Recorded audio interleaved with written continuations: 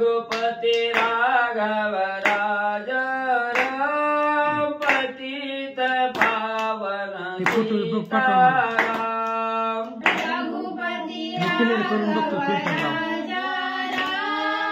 पतित पावन सीताराम पतित पावन सीताराम जानकी वल्लभ राजा राम पतित पावन सीताराम जानकी वल्लभ राजा राम पतित पावन सीताराम जानकी वल्लभ राजा राम पतित पावन सीताराम जानकी वल्लभ राजा राम रघुपति राघव राजा राम पतित पावन सीताराम रघुपति राघव राजा राम पतित पावन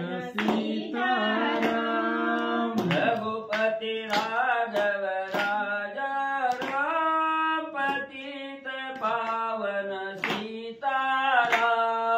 रघुपति राजा राम पतित पावन सीताराम पतित पावन सीताराम जानकी वल्लभ राजा राम पतित पावन सीताराम जानकी वल्लभ राजा राम पतित पावन सीताराम जानकी वल्लभ राजा राम रघुपति राघव राजा राम पतित पावन सीताराम रघुपति राघव राजा राम पतित पावन सीताराम रघुपति राघव राजा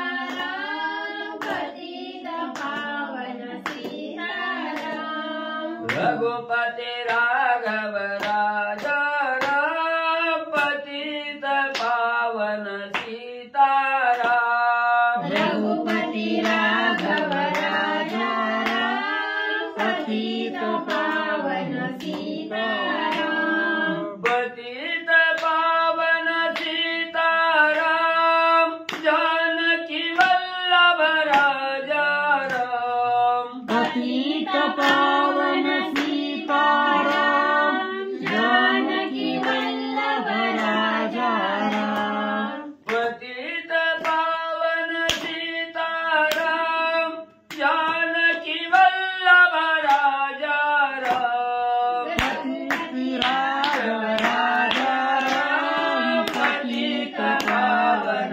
सीताराम रघुपति राघव राजा राम पतित पावन सीताराम रघुपति राघव राजा राम पतित पावन सीताराम गावदेर विठ्ठल श्री ज्ञानदेव तुकाराम पंढरीनाथ भगवान की जय राजाधिराज प्रभु रामचंद्र भगवान की जय पवन सोत हनुमान की जय गुरुदेव दत्त वासुदेव हरि श्री गणेशाय नमः श्री सरस्वती नमः वक्रतुंड महाकाय सूर्यकोटि समप्रभा निर्विघ्नं कर्म देवं सर्वकार्येषु सर्वदा गणनाथ रवि शुक्र बृहस्पति पंचायताने स्मरे नित्यवेदवाणी प्रवर्तते गुरुर्ब्रह्मा गुरुर्विष्णु गुरुर्देवो महेश्वरा गुरुर् साक्षात् परब्रह्म तस्मै श्री गुरवे नमः श्रोतावता तुझी तुदेवा श्री रुक्मिणीवरा पांडुरंगाय नमः पुंडरीकावती हरि विठ्ठल श्री ज्ञानदेव तुकाराम पंढरीनाथ भगवान की जय राजाधिराज प्रभु रामचंद्र भगवान की जय पवन सोत हनुमान की जय वासुदेव हरी. श्री गणेशाय नमः. श्री प्रभु रामचंद्राय नमः. विभीषणासी लंकादाना देवनिया श्री रघुनंदना सभा वैसली सावधाना सुप्रसन्ना स्वानंदे. श्री गणेशाला वंदन करून प्रभू रामचंद्राचं स्मरण आणि सद्गुरूशी शरण जाऊन कथेचं अनुसंधान आहे. असणाऱ्या समुद्र तीरावर सर्व वानर मंडळी नळ नीळ अंगा जांबवंता सहित हनुमंतराया राजा सुग्रीव आणि प्रभू रामचंद्र आणि लक्ष्मण हे सर्वजण असणाऱ्या समुद्र तीरावर त्या ठिकाणी आलेले आहेत. मग राजा रावणाला मारण्याच्या अगोदर लंका असणाऱ्या विभीषणजीला त्या ठिकाणी दान देण्याचं प्रभू रामचंद्रांनी कबूल केलं आणि हनुमंतानं असणाऱ्या लंकेचं जे स्वरूप डोळ्यानं पाहिलं होतं ते स्वरूप त्या ठिकाणी आठवलं गेलं आणि जे चित्ताच्या ठिकाणी लंकेचं स्मरण केलं आणि तशीच असणारी लंका वाळून समुद्र तीरावर हनुमंतरायाने त्या ठिकाणी बनवली आणि हुबेहूब लंकेचं दर्शन त्या ठिकाणी प्रभू रामचंद्राला घडवलं.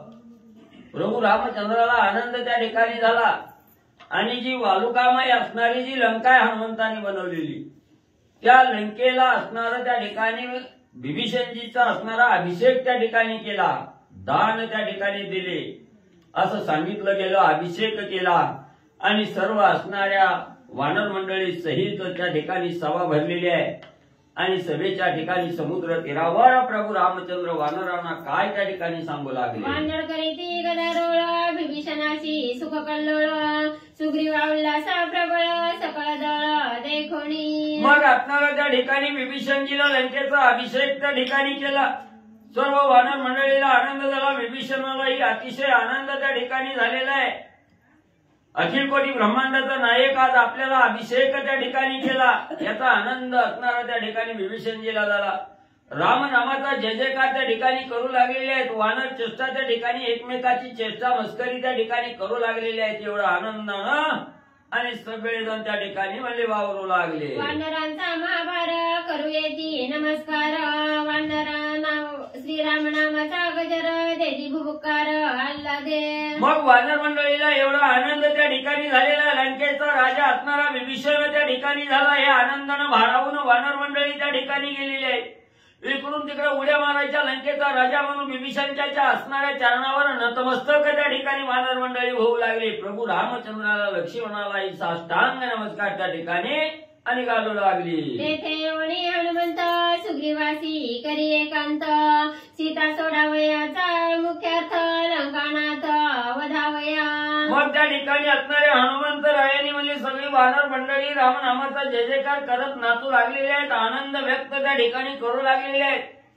त्याच वेळेस हनुमंतरायाने राजा सुग्रीवाला त्या ठिकाणी बाजूला बोलवलं गेलं आणि एकांताच्या ठिकाणी बोलावून आपलं पुढचं कार्य करण्याचा विचार त्या ठिकाणी हनुमंतराया आता लंकेत जायचंय, राजा रावणाचा अंत त्या ठिकाणी करायचंय आणि असणाऱ्या सीतामाईची सोडवणूक करायची, कशी करायची याच्याविषयीचा विचार राजा सुग्रीवाबरोबर असणाऱ्या हनुमंतराया त्या ठिकाणी एकांतात करू लागले. समुद्राची तिरी बैसल्या वानरांच्या हारी कैसनी जावेला पहिलं पारी ते विचारी कपिनाथ.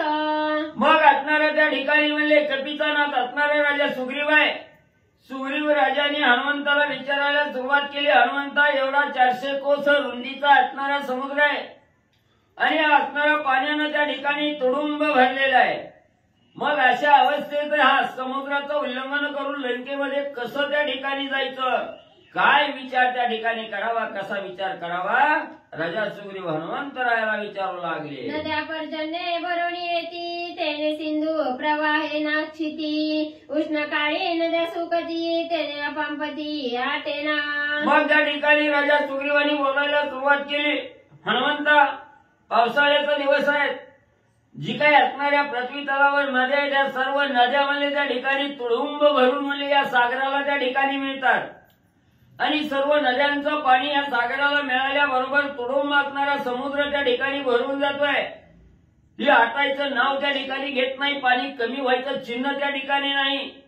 मग अशा परिस्थितीमध्ये समुद्राचं उल्लंघन करून लंकेत कसं त्या ठिकाणी जायचं याच्याविषयीचा विचार राजा सुग्रीव हनुमंतरायाकडे करू लागले. ऐसा नित्या पूर्णत्वे गंभीर आगाधाक्षोभ्य सागर आमती सेनाच वनचर खेळी परपार पावती. मग राजा सुग्रीव म्हणू लागलेला आहे, हा असणारा समुद्र त्या ठिकाणी आणि अतिशय रागावलेला त्या ठिकाणी दिसतोय, तुडुंब भरलेला आहे.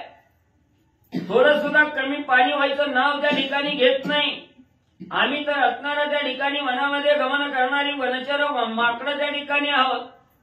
मग हा असणारा समुद्र म्हणजे आमच्या असणाऱ्या शक्तीनं कसा तरुण त्या ठिकाणी जावं, हे समुद्राचं उल्लंघन कसं म्हणजे त्या ठिकाणी होईल, याच्यासाठी काय विचार त्या ठिकाणी करावा राजा सुग्रीव हनुमंतरायाला बोलू लागलेले आहे. समुद्र लंघना उपाओ आम्हासी सर्वता न दिसे पहाओ तू तवा वानराचा महाबाहो काय उपाओ करावा.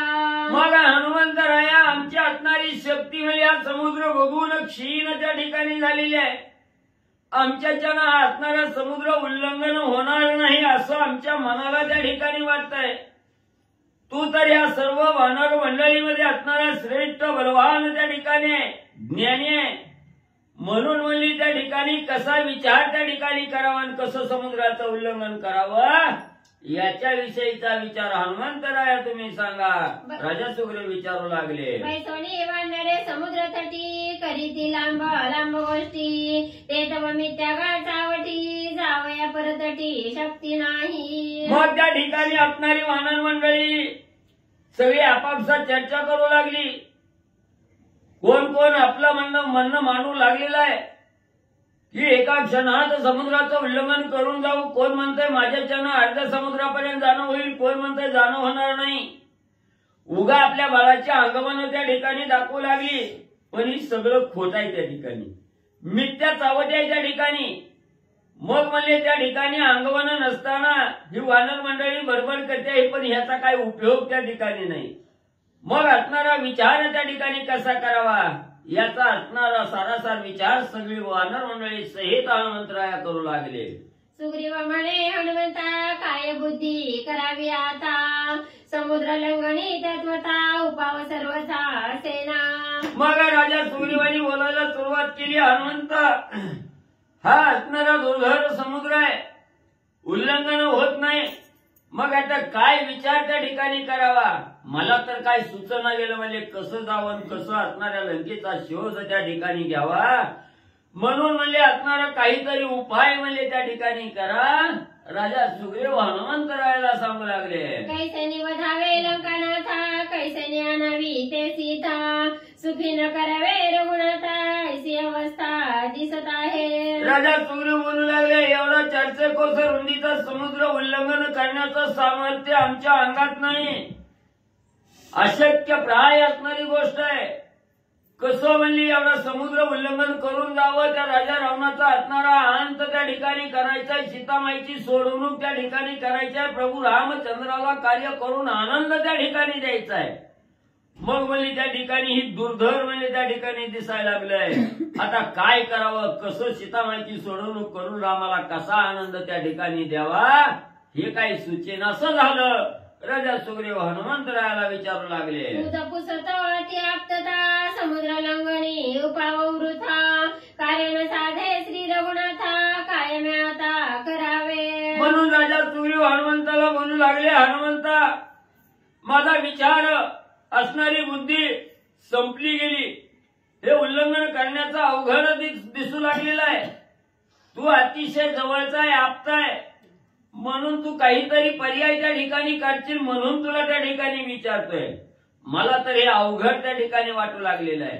कसं असणाऱ्या राजा रावणाचा अंत करून सीतामाईची सोडवणूक करून प्रभू रामचंद्राला सुख त्या ठिकाणी कसं देता येईल याचा उपाय हनुमंता तयार करा. कार्य साधे श्री रघुनाथा ऐसे उत्तर ऐकता स्फुरण आले हनुमंता साठोपता उठिला. मग असणाऱ्या विभीषणजींनी सांगितलं, प्रभू रामचंद्राला सुखी करता येणार नाही, हे समुद्र उल्लंघनाचं कार्य त्या ठिकाणी होणार नाही. अशी जवा हातबलता राजा सुग्रीवानी हनुमंताकडे त्या ठिकाणी मांडली गेली आणि राजा सुग्रीवाचं बोलणं हनुमंताने ऐकलं गेलं. आणि अतिशय ज्ञान प्रबुद्ध असणाऱ्या हनुमंतराला आवेश त्या ठिकाणी आला. शेपटी ताडकन असणारी वरी उचलली जमिनीवर त्या ठिकाणी आदळली आणि उत्स्फूर्त असणारा त्या ठिकाणी हनुमंतराया काय पुढे सांगू लागले. निर्तळावया लंकापती प्रळय रुद्राची आकृती वेगे वाढीला मारुती भेणे कापती सुरवर.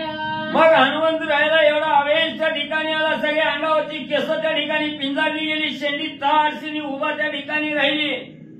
जणू की काय असणारा प्रळय काळ त्या ठिकाणी म्हणले असणारा यावा तसं उग्र रूप हनुमंतरायाने धारण केलं. असणारं आकाशात आपलं रूप त्या ठिकाणी वाढवलं गेलं. सगळे आकाशातून 33 कोटी देव बघू लागली. वानर मंडळी बघू लागली. राम लक्ष्मण हनुमंताकडे त्या ठिकाणी बघू लागले. एवढं अवाढव्य रूप असणाऱ्या हनुमंतांनी धारण केलं. सगळ्याला आश्चर्य त्या ठिकाणी वाटू लागलं. पिंजारीला रोमावळी शेंडी थरथरी समोळी पुच्छवाडी नले निराळी आतुरबळी खवळला. मग एवढा आवेश त्या ठिकाणी आलेला आहे. कवा एकदा जातो असणाऱ्या राजा रावणाचा अंत करून सीतामाईची सोडवणूक करून माझ्या स्वामीला सुख त्या ठिकाणी देतोय असा आवेश हनुमंताला आला. सगळे अंगावरची केस त्या ठिकाणी ताडकन उभा राहिली. असणाऱ्या मस्तकावरची केसाची शेंडी त्या ठिकाणी असणारी खरी त्या ठिकाणी गेली. शेपटी आकाशात उंच त्या ठिकाणी वाढवली गेली. एवढ्या आवेशपूर्ण अवस्था असणाऱ्या हनुमंताला प्राप्त झाली. तुम्ही अवघे वानरगण करा माझे पुच्छ ग्रहण श्रीराम लक्ष्मण खांदी वाहून जाईल घेऊन लंकेशी. आणि एवढं उग्र रूप धारण केलं. भली मोठी असणारी आरोळी हनुमंतरायांनी दिली. अरे म्हणजे कुणीही मनामध्ये शंका त्या ठिकाणी घेऊ नका. साशंकित मन त्या ठिकाणी करू नका. चित्ताच्या ठिकाणी चिंता आणू नका. सगळी जण म्हणले सावध व्हा. चिंता विरहित त्या ठिकाणी व्हा. जेवढी वानर मंडळी आहे तेवढी माझ्या असणाऱ्या शिफ्टीवर आरूढ त्या ठिकाणी व्हा.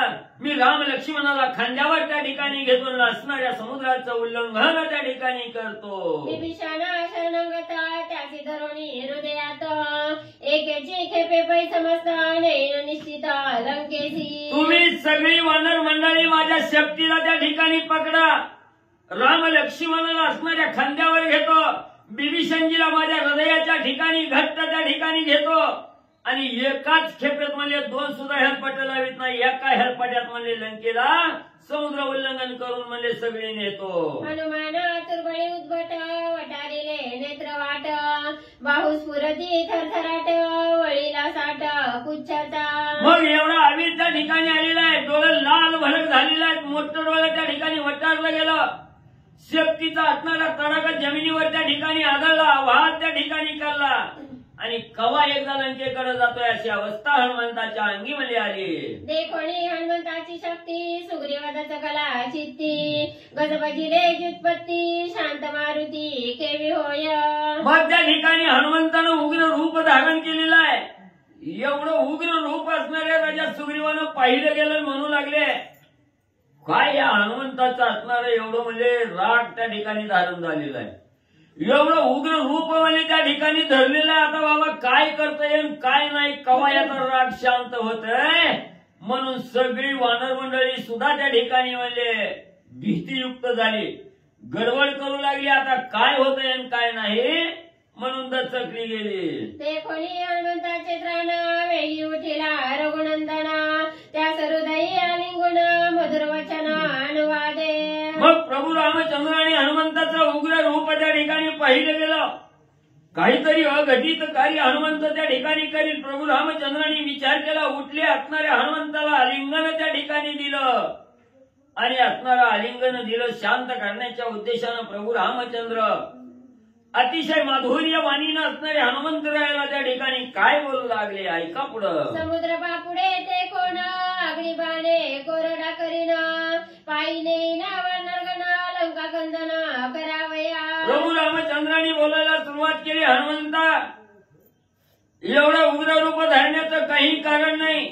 माझा असणारा एक धनुष्यातून अग्निबाण नावाचा बाण त्या ठिकाणी सोडला की सगळ्या पाण्याचं असणारं शोषण म्हणजे माझा बाण त्या ठिकाणी करेन. आणि असणारा अग्निबाण सोडून पाण्याचं शोषण करून म्हणजे असणारा समुद्र कोरडा करीन आणि सगळ्याला म्हणजे चालवीत म्हणजे असणाऱ्या त्या समुद्रातून घेऊन जाईल. एवढा म्हणजे अट्टास करण्याचा हनुमंता काही कारण नाही. काय रावणाचा पुरुषार्थ दक्षिणे करीन घात ऐसा शांत वणी हनुमंत स्वस्त रघुनाथे वैसवी. अरे हनुमंता एवढं उग्र रूप धरण्याचं काय कारण आहे? कोण असणारा राजा रावण आहे? किरकोळ आहे. त्या एकट्या राजा रावणाला मारण्यासाठी काय अट्टहास करायची गरज नाही. तू थोडा धीर त्या ठिकाणी धर, रागाला आवर त्या ठिकाणी घाल. मी असणाऱ्या समुद्राचं शोषण करून सगळ्याला म्हणजे पायदळ सैन्य घेऊन म्हणजे त्या ठिकाणी घेऊन जातो.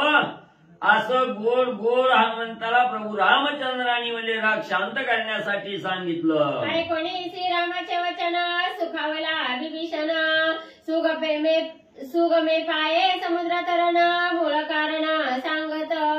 मग प्रभू रामचंद्राचं हनुमंतरायाचं दोघांचं बोलणं झालेलं असणाऱ्या विभीषणजींनी ऐकलं गेलं. विभीषणजीला अतिशय आनंद वाटला, मनाला समाधान त्या ठिकाणी वाटलं आणि मन राहवलं नाही. विभीषणजीच्या मनामध्ये काय असणारा विचार त्या ठिकाणी आला. हा असणारा समुद्र तारून जात असताना त्या ठिकाणी एक उपाय आहे.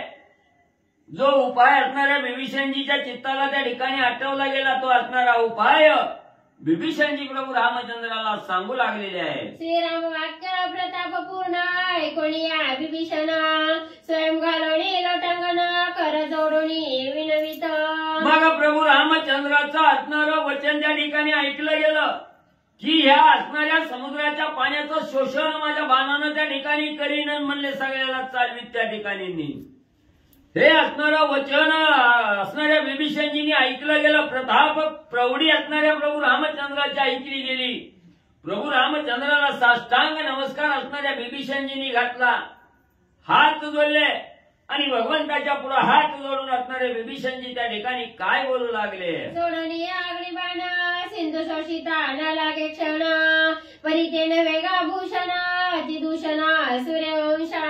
मग विभीषणजी हात जोडून प्रभू रामचंद्राच्या समोर उभा राहिले आणि बोलू लागले, स्वामीवर्या, तुम्ही आता सांगितलं अग्निबाण सोडीन, समुद्राचं पाणी शोषीन, समुद्र कोरडा त्या ठिकाणी करीन, पण म्हणले ही असणारी प्रौढी हिथं म्हणले त्या ठिकाणी लागू होणार नाही. समुद्राचं पाणी असणारं शोषण केलं तर बहुत हानी त्या ठिकाणी होणार आहे. इथं काय आपला असणारा प्रताप त्या ठिकाणी प्रताप प्रौढी त्या ठिकाणी सिद्ध होणार नाही. सूर्यवंशाचं नाव लौकिक त्या ठिकाणी होणार नाही. उलट सूर्यवंशाला असणारं दूषण त्या ठिकाणी लागल. हे पाणी शोषण करणं हे असणारं योग्य त्या ठिकाणी नाही. विभीषणजी प्रभू रामचंद्रांना सांगू लागलेले आहे. सावधान परिसे श्री रघुनाथा सांगेन मी समळ कथा समुद्र पूर्वजा तत्वता ते मुळानुवार्ता अवधारी. मग असणाऱ्या प्रभू रामचंद्र एवढा विचार करण्याच्या अगोदर म्हणजे माझ्या मनामध्ये एक असणारा विचार आलेला आहे. हा असणारा समुद्र म्हणजे सूर्यवंशाचं भूषण आहे. हे असणाऱ्या सूर्यवंशाचं पूर्वज आहे म्हणजे असणारा समुद्र. याच्या विषयीची असणारी कथा असणारी म्हणजे त्या ठिकाणी सांगतो. मग पूर्वजाला तारायचं की मारायचं ही असणारी माहिती आहे. म्हणजे सूर्यवंशाचं भूषण असणारा समुद्र आहे, त्याच्या विषयीची असणारी कथा म्हणजे मी थोडक्यात रामा तुम्हाला सांगतो.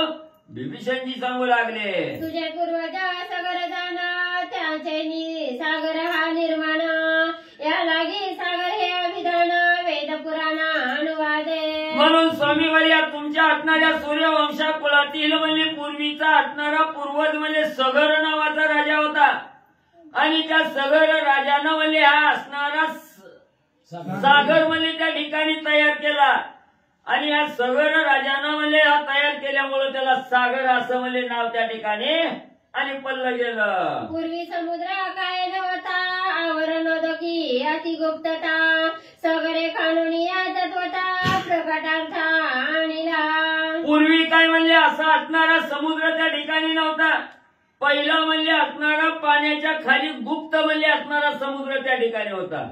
पण या असणाऱ्या सगर राजांनी म्हणजे उत्खनन केलं. असणारा सागर म्हणजे त्या ठिकाणी खांदला गेला आणि खाणून म्हणजे हा असणारा जलाशय त्या ठिकाणी तयार केला. मग सगर राजाने केल्यामुळे त्याला असणारं सागर असं म्हणजे नाव त्या ठिकाणी आणि पडलं गेलं. सगरापासून सागरता तो तुझा पूर्वज तत्वता कैसेनी त्याच्या करावे घाता निजवंशस्था समुद्र.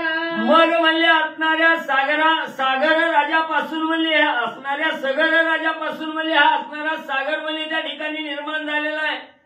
सगर राजा सूर्यवंश कुळातील आहे.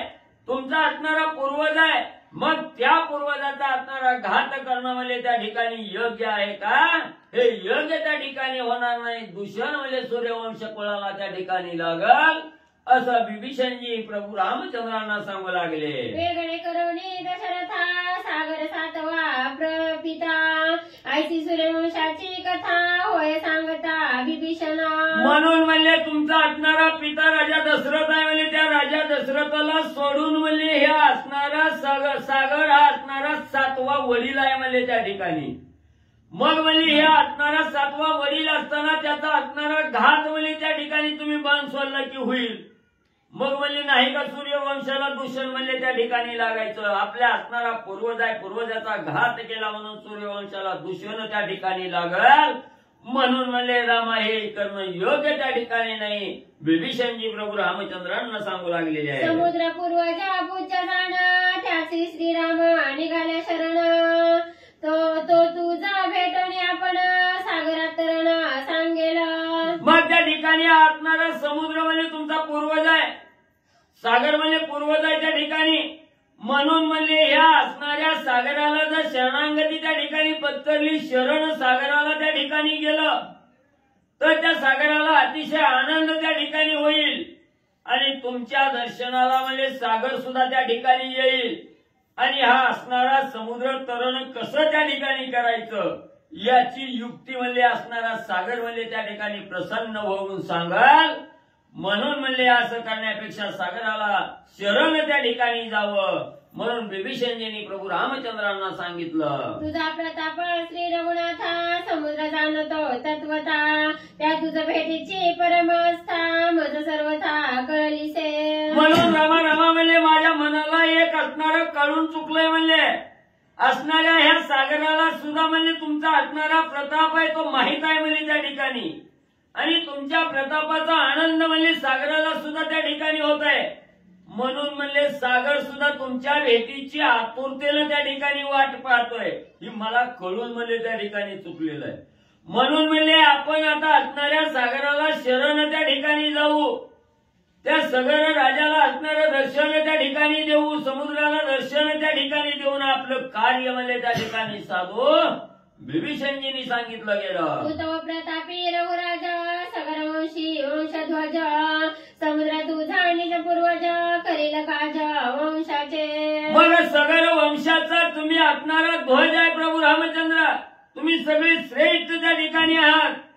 म्हणून म्हणजे त्या असणाऱ्या सगर राजाला असणाऱ्या सागराला म्हणजे त्या ठिकाणी दर्शन द्यावं. आपलं कार्य त्या ठिकाणी साधावं. सूर्यवंशाचं भूषण असणारे प्रभू रामचंद्र तुम्ही त्या ठिकाणी आहात. म्हणून म्हणजे हे कार्य त्या ठिकाणी करावं. निज पूर्वजा सिंधूशी शरण रिगता तुझ लाज कोण. सुखोपाये समुद्र तरण स्वयं आपण सांगेल. म्हणून विभीषणजी म्हणू लागले रामा असणाऱ्या शत्रूला शरण जायचं नाही. वैर्याला शरण त्या ठिकाणी जायचं नाही. आपले पूर्वज आहे. सागर समुद्र असणारा आपला पूर्वज आहे. मग पूर्वजाला शरण जायला त्या ठिकाणी काय कमीपणा आहे? कशाची लाज आहे त्या ठिकाणी? म्हणून आपल्याच असणाऱ्या पूर्वजाला आपण शरण त्या ठिकाणी गेलो की आपलं असणारं समुद्र तरणाचं कार्य त्या ठिकाणी होईल. आपल्याला आनंद त्या ठिकाणी होईल. आपलं कार्य त्या ठिकाणी साधलं जाईल. म्हणून म्हणले रामा हा विचार त्या ठिकाणी करावा. विभीषणजी प्रभू रामचंद्रांना सांगू लागले. धर्मशील सज्ञानता समूळ निजवंशाची कथा. विभीषणे स्वयं सांगता श्री रघुनाथा आल्हाद. मग त्या ठिकाणी धर्मशील असणारे ज्ञानवान असणारे त्या ठिकाणी विभीषणजी आहेत. यांनी असणाऱ्या सगर राजाची कथा प्रभू रामचंद्रांना त्या ठिकाणी सांगितली गेली. विभीषणजीचं वचन प्रभू रामचंद्रांनी ऐकलं गेलं. रामालाही अतिशय आनंद त्या ठिकाणी वाटू लागला. श्री गणेशाय नमः. श्री प्रभू रामचंद्राय नमः. विभीषणाची जय गोष्टी ते रुचली श्रीरामा पोटी. लक्ष्मी सुग्रीवे लक्षोनी दृष्टी तेची जगजेटी अनुवादे. मग त्या ठिकाणी असणाऱ्या विभीषणजींनी म्हणजे सांगितलं गेलं. विभीषणजीचं बोलणं प्रभू रामचंद्राने ऐकलं गेलं. रामाला आवडलं गेलं, पटलं गेलं, आनंद झाला. तेच बिभीषणजीचं वचन असणाऱ्या हनुमंताने ऐकलं, राजा सुग्रीवाने ऐकलं गेलं. सगळ्यालाही बरोबर बिभीषणजी बोलतायत हे पटलं गेलं. चांगलं त्या ठिकाणी वाटलं, सगळ्याला आनंद झाला. पुढे काय कार्य करू लागले. सागराशी निघावे शरण गोड बोलिला बिभीषण सुग्रीव राजा सखा लक्ष्मण तुम्ही हे वचन रुचिके. मग त्या ठिकाणी असणारं म्हणजे बिभीषण राजाने त्या ठिकाणी सांगितलं गेलं सागराला असणारं शरण त्या ठिकाणी जायचं. मग त्या ठिकाणी असणाऱ्या सगळ्यांनी ऐकलं, सगळ्याला आनंद झाला. प्रभू रामचंद्राने असणाऱ्या त्या ठिकाणी लक्ष्मणजी, राजा सुग्रीव आहे, हनुमंत आहे, सगळ्याला त्या ठिकाणी विचारलं. बिभीषणजी सांगतायत हे तुम्हा सगळ्याला त्या ठिकाणी पटतंय का असं विचारलं गेलं. सुग्रीवानी लक्ष्मण वदती बंधोनी श्रीरामचरण बिभीषण वचन अतिप्रमाण तेचे आपण करावे. मग प्रभू रामचंद्राने विचारलं, बिभीषणजींनी सांगितलेल्या सगळ्याला म्हणजे त्या ठिकाणी मान्य आहे का, जायचंय का समुद्राला शरण. त्याच वेळेस असणारे लक्ष्मणजी, असणाऱ्या वानरांचा राजा असणारे सुग्रीव उठले, प्रभू रामचंद्राच्या समोर आले, हात जोडलं, चरण वंदन त्या ठिकाणी केलं आणि सांगितलं, स्वामीवर्या तुम्ही जो निर्णय घ्याल ती योग्य आहे. बिभीषणजींनी सांगितलेलं आम्हाला त्या ठिकाणी पटलेलं आहे, तसंच कार्य म्हणजे आपण त्या ठिकाणी करावं. सगळ्यांनी अनुमोदन त्या ठिकाणी बिभीषणजीच्या बोलण्याला म्हणजे दिलं. सत्यवादी बिभीषण सिंधू पूर्व जायसी ग्रीगोनी शरण अनायासे समुद्र तरण तेची आपण करावे. मग म्हणले असणाऱ्या त्या ठिकाणी बिभीषणजी एवढं बोलतायत, सत्यवादी असणारे बिभीषणजी आहेत आणि जो परमार्थी मार्गाला त्या ठिकाणी लागलेला आहे, कदापि त्या ठिकाणी खोटं बोलत नाही. बिभीषणजीचं सत्य वचन आहे त्या ठिकाणी. आणि सागरी आपला असणारा तुमचा पूर्वज आहे, म्हणून म्हणजे पूर्वजाला शरण जायला काय अडचण आहे त्या ठिकाणी. शरण जाऊ आणि अनायासे कुठलंही कष्ट न करता म्हणजे आपण असणारा समुद्र तरण करू म्हणजे त्या सागराच्या इच्छेनं म्हणजे त्या ठिकाणी सागराकडून माहिती घेऊन त्या ठिकाणी सहज आपलं कार्य त्या ठिकाणी सुलभ होईल. सगळ्यांनी असणारी अनुमती म्हणजे असणाऱ्या बिभीषणजीच्या बोलण्याला प्रभू रामचंद्राच्या समोर म्हणजे दिली. हे कोणी दोघांचे वचन निघावया समुद्र शरण श्रीराम करी समुद्र पूजन सुमन चंदन फळमुळे. मग सगळ्याची अनुमती मिळाली, सगळ्याची परवानगी त्या ठिकाणी मिळाली. असणाऱ्या लक्ष्मणजींनी सांगितलं, सुग्रीवानी सांगितलं गेलं, प्रभू रामचंद्रांनी सगळ्याचा सहोकार आल्यानंतर सगळ्याला सांगितलं की ठीक आहे आपण असणाऱ्या समुद्राला शरण त्या ठिकाणी जाऊ. लगेच असणाऱ्या त्या ठिकाणी फुलम पुष्पम सगळं म्हणजे त्या ठिकाणी गोळा केलं आणि असणाऱ्या समुद्राची पूजन करण्यासाठी प्रभू रामचंद्र पुढे म्हणजे त्या ठिकाणी जाऊ लागले. रम्य समुद्राचे तटी पसरोनी खुशास्तरण दाटी दर्भशयनी श्रीराम जगजेटी घ्यावया भेटी सागराची. मग समुद्राच्या तीरावर त्या ठिकाणी आले, तिथं सगळं असणारं म्हणजे कुशास्तरण केलं. सगळं असणाऱ्या गवताची शेज रचली गेली, हरळीची शेज रचली, त्याच्यावर असणारे प्रभू रामचंद्र बसले. पुढं सगळं पूजेचं साहित्य त्या ठिकाणी ठेवलं गेलं. समुद्राची पूजा करण्यासाठी सगळे तत्पर म्हणजे त्या ठिकाणी झाले. तू आमचा पूर्वज आम्ही तुझे वंशज माझे सिद्ध पावावी काज शरण तुझ अनन्यत्वे. आणि प्रभू रामचंद्राने असणाऱ्या समुद्राची पूजा त्या ठिकाणी केली, प्रार्थना करू लागले, हे सागरा तुम्ही माझे असणारे पूर्वज त्या ठिकाणी आहात, मी तुमच्या असणाऱ्या कुळातील असणारा तुमचा वंशज आहे, प्रभू रामचंद्र आहे. मी तुम्हाला असणाऱ्या अनन्य भावनेनं शरण त्या ठिकाणी आलेलो आहे. आमच्या मनाचं जे काही काज आहे हे समुद्र उल्लंघन करण्याचा हा जो विचार आहे, हा विचार म्हणजे पूर्णत्वाला तुम्ही न्यावा. आमच्या मनाचं काज त्या ठिकाणी पूर्ण करावं, इच्छा आमची पूर्ण त्या ठिकाणी करावी.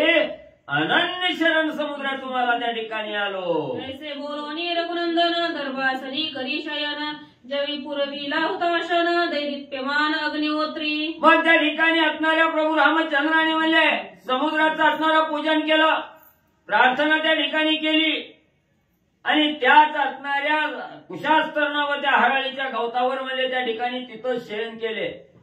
असणारा अग्नी प्रज्वलित त्या ठिकाणी केला, कुंड पेटवलं गेलं. अग्नी जसं झाकलेलं असतंय तेजस्वी जसा दिसतंय तसं प्रभू रामचंद्र तेजस्वी दिसू लागले. त्याला होम हवन ती म्हणलं की वाचा पुन्हा ऐका. ऐसे बोलोनी रघुनंदन दर्पास दर्भासनी केले शयन जेवी पुरविला सिंधू शरणागत दिसे निद्रस्त साधत्वे. मग मला त्या ठिकाणी असणाऱ्या दुसरी घेतली का मागची घ्या म्हणलं तर त्यांनी पुढची घेतली. मागची घ्या पहिली वाचली. मुचा पूर्वज मी तुझे वंशज माझे सिद्ध पाववी काज शरण तुझं नत्वे. मागची दिवस टाका म्हणलं तर पुढे जाते. नाही त्याच्या पुढची बरं, त्याच्या पुढची. वाचा. तीच गोष्ट. हा. ऐसे बोलोनी रघुनंदन दर्भासनी करी शयन जवी पुरविला हुताशन दैदिप्यमान अग्निहोत्री. मग मला त्या ठिकाणी असणाऱ्या सागराची असणारी प्रार्थना त्या ठिकाणी केली. त्या असणाऱ्या हराळीच्या शेजेवर म्हणजे प्रभू रामचंद्र त्या ठिकाणी झोपले गेले. जसा असणारा अग्निमली त्या ठिकाणी प्रज्वलित झाल्यानंतर जसा तेजस्वी त्या ठिकाणी दिसतो तसे असणारे प्रभू रामचंद्र म्हणजे त्या हराळीच्या शेजेवर शयन केल्यानंतर दैदिप्यमान त्या ठिकाणी दिसू लागले. या परी श्री रघुनाथ साधा वयानिज कार्यार्थ ती रात्र सिंधू शरणागत दिसे निद्रास्त साधत्वे. मग त्या ठिकाणी असणारा म्हणजे असं म्हणजे प्रभू रामचंद्र म्हणजे त्या समुद्र तीरावर गवताच्या शेजेवर म्हणजे 3 रात्र म्हणजे त्या ठिकाणी झोपले गेले. तिथून काही म्हणजे त्या ठिकाणी हल्ले नाही. असणाऱ्या सागराला विनंती केली माझ्या असणाऱ्या मनाचं काज म्हणजे त्या ठिकाणी पूर्ण करावे. आमच्या इच्छा म्हणजे समुद्र तरणाच्या ही पूर्ण म्हणजे त्या ठिकाणी करावे. म्हणून म्हणजे 3 दिवस म्हणजे तिथंच म्हणजे असणाऱ्या हराळीच्या शेजेवर म्हणजे शयन केलं. जागृती स्वप्न सुषुप्ती तुर्यातीत श्रीराम मूर्ती तोही शरण सिंधू शरणार्थी दिसे प्रतीती सुरनार. मग त्या ठिकाणी असणारं म्हणजे प्रभू रामचंद्र हे असणारं त्या ठिकाणी जागृती स्वप्नी आणि असणारं म्हणजे त्या ठिकाणी सुसुप्ती आणि शेवटी असणारी चौथी तुर्या म्हणजे त्या ठिकाणी ह्या अवस्थेत म्हणजे त्या ठिकाणी बसलेल्या आहेत. समुद्राला शरण त्या ठिकाणी गेलेल्या आहेत. एवढा अखिल कोटी ब्रह्मांडाचा नायक आहे त्या ठिकाणी शरण जाण्याची काय गरज आहे. पण म्हणजे समुद्राला शरण गेलेला 33 कोटी देवांनी त्या ठिकाणी बघितलं गेलं. काय म्हणजे असणारे प्रभू रामचंद्र या ठिकाणी करू लागलेले आहेत. देवाला सुद्धा त्या ठिकाणी आश्चर्य असणाऱ्या प्रभू रामचंद्राचं कार्य बघून होऊ लागलं. ऐसा प्रसुप्त श्रीरामचंद्र देखोनी तळमळती वानर केव्हा पाहो समुद्र पार दश शिरावद पदार्थ. मग असे काही केलं 3 दिवस 3 रात्र म्हणजे प्रभू रामचंद्र तिथून उठायला त्या ठिकाणी तयार नाहीत. सगळ्या वानर मंडळींनी हनुमंतरायांनी बघितलं गेलं तळमळ करू लागली. हिथं झोपून म्हणजे कसा समुद्र तरण त्या ठिकाणी व्हायचा म्हणजे आता काय विचार करावा. सगळी तळमळ त्या ठिकाणी वानर मंडळी करू लागली. अनुलक्षोनी श्री रघुनाथ हनुमानी गुह्य सांगत निद्रा करिताची येत व्यर्थ पुरुषार्थ दिसत आहे. मग म्हणजे त्या ठिकाणी हनुमंतराया जवळ आले. प्रभू रामचंद्र त्या ठिकाणी झोपलेल्या अवस्थेत हनुमंतरायांनी पाहिलं गेलं आणि हनुमंतराया म्हणू लागले कार्य करण्यासाठी असणारा ध्येय त्या ठिकाणी दिलेला आहे. नुसतं म्हणजे खायचं आणि झोपायचं म्हणजे या ठिकाणी नुसतं झोपून कसं म्हणजे आपलं कार्य त्या ठिकाणी साधणार आहे. झोपणं हे व्यर्थ आहे म्हणजे त्या ठिकाणी झोपून कार्य असणार साधणार नाही. हनुमंतराय सांगू लागले बोलती वानरगण श्रीराम भाता दुर्दर्बान तरी का निघाला शरण गाडे पण धरोनी. मग लगेच असणाऱ्या त्या ठिकाणी म्हणजे हनुमंतांनी सांगितलं रामा झोपून कसं जमल म्हणजे कवा कार्य साधायचं. तेव्हा सगळी बाकीची मी त्या ठिकाणी उठली सांगितलं आपल्या असणाऱ्या स्वामीजवळ प्रभू रामचंद्राजवळ एवढा असणारा दुर्धर म्हणजे धनुष्यबाण आहे. असणारा धनुष्य आहे. असणाऱ्या बाणाचा भात आहे. त्या भात्यात म्हणजे एवढे दुर्धर असणारे बाण आहे त्या ठिकाणी. एक बाण सोडलं की म्हणजे सगळं कार्य करणारं बाण आहे त्या ठिकाणी. आणि म्हणजे इतर रामाला म्हणजे समुद्राला शरण जायची काय गरज आहे म्हणजे असं का करायला लागले. हनुमान म्हणे मी निज सेवक समुद्र तरणी काय अशी अटक पुचागरी समुद्र कटक एकाएकही उतरीना. मग हनुमंतांनी बोलायला सुरुवात केली. रामा म्हणजे झोपून कसं कार्य होणार आहे म्हणजे या ठिकाणी झोपणं ही व्यर्थ आहे म्हणजे चिंता करू नका. ह्या सागराला म्हणजे शरण त्या ठिकाणी जाण्याची काही गरज नाही. सगळी वानरमंडी असणाऱ्या शक्तीवर त्या ठिकाणी घेतो. तुम्हाला असणाऱ्या खांद्यावर घेतो. विभीषणजीला हृदयाच्या ठिकाणी धरतो आणि सगळी म्हणजे एका क्षणात म्हणजे समुद्र पार म्हणजे त्या ठिकाणी करतो. काय चिंता म्हणजे रामा करू नका. अंतर्यामी श्री रघुनाथ जाणून हनुमंताचे हृदयगत सई उठीला सावचित्त निज पुरुषार्थ दावावया. मग म्हणजे असणाऱ्या भक्ताच्या मनातील कळवळा असणाऱ्या प्रभू रामचंद्राने अंतर्ज्ञानानं त्या ठिकाणी जाणला गेला. हनुमंतरायाला विचार गहन त्या ठिकाणी झाला हे कळालं गेलं. लगेच असणारे प्रभू रामचंद्र त्या ठिकाणी उठले आणि असणारा काय मनामध्ये विचार आलेला आहे तो असणारे प्रभू रामचंद्र हनुमंतरायाला त्या ठिकाणी बोलवून दाखवू लागले.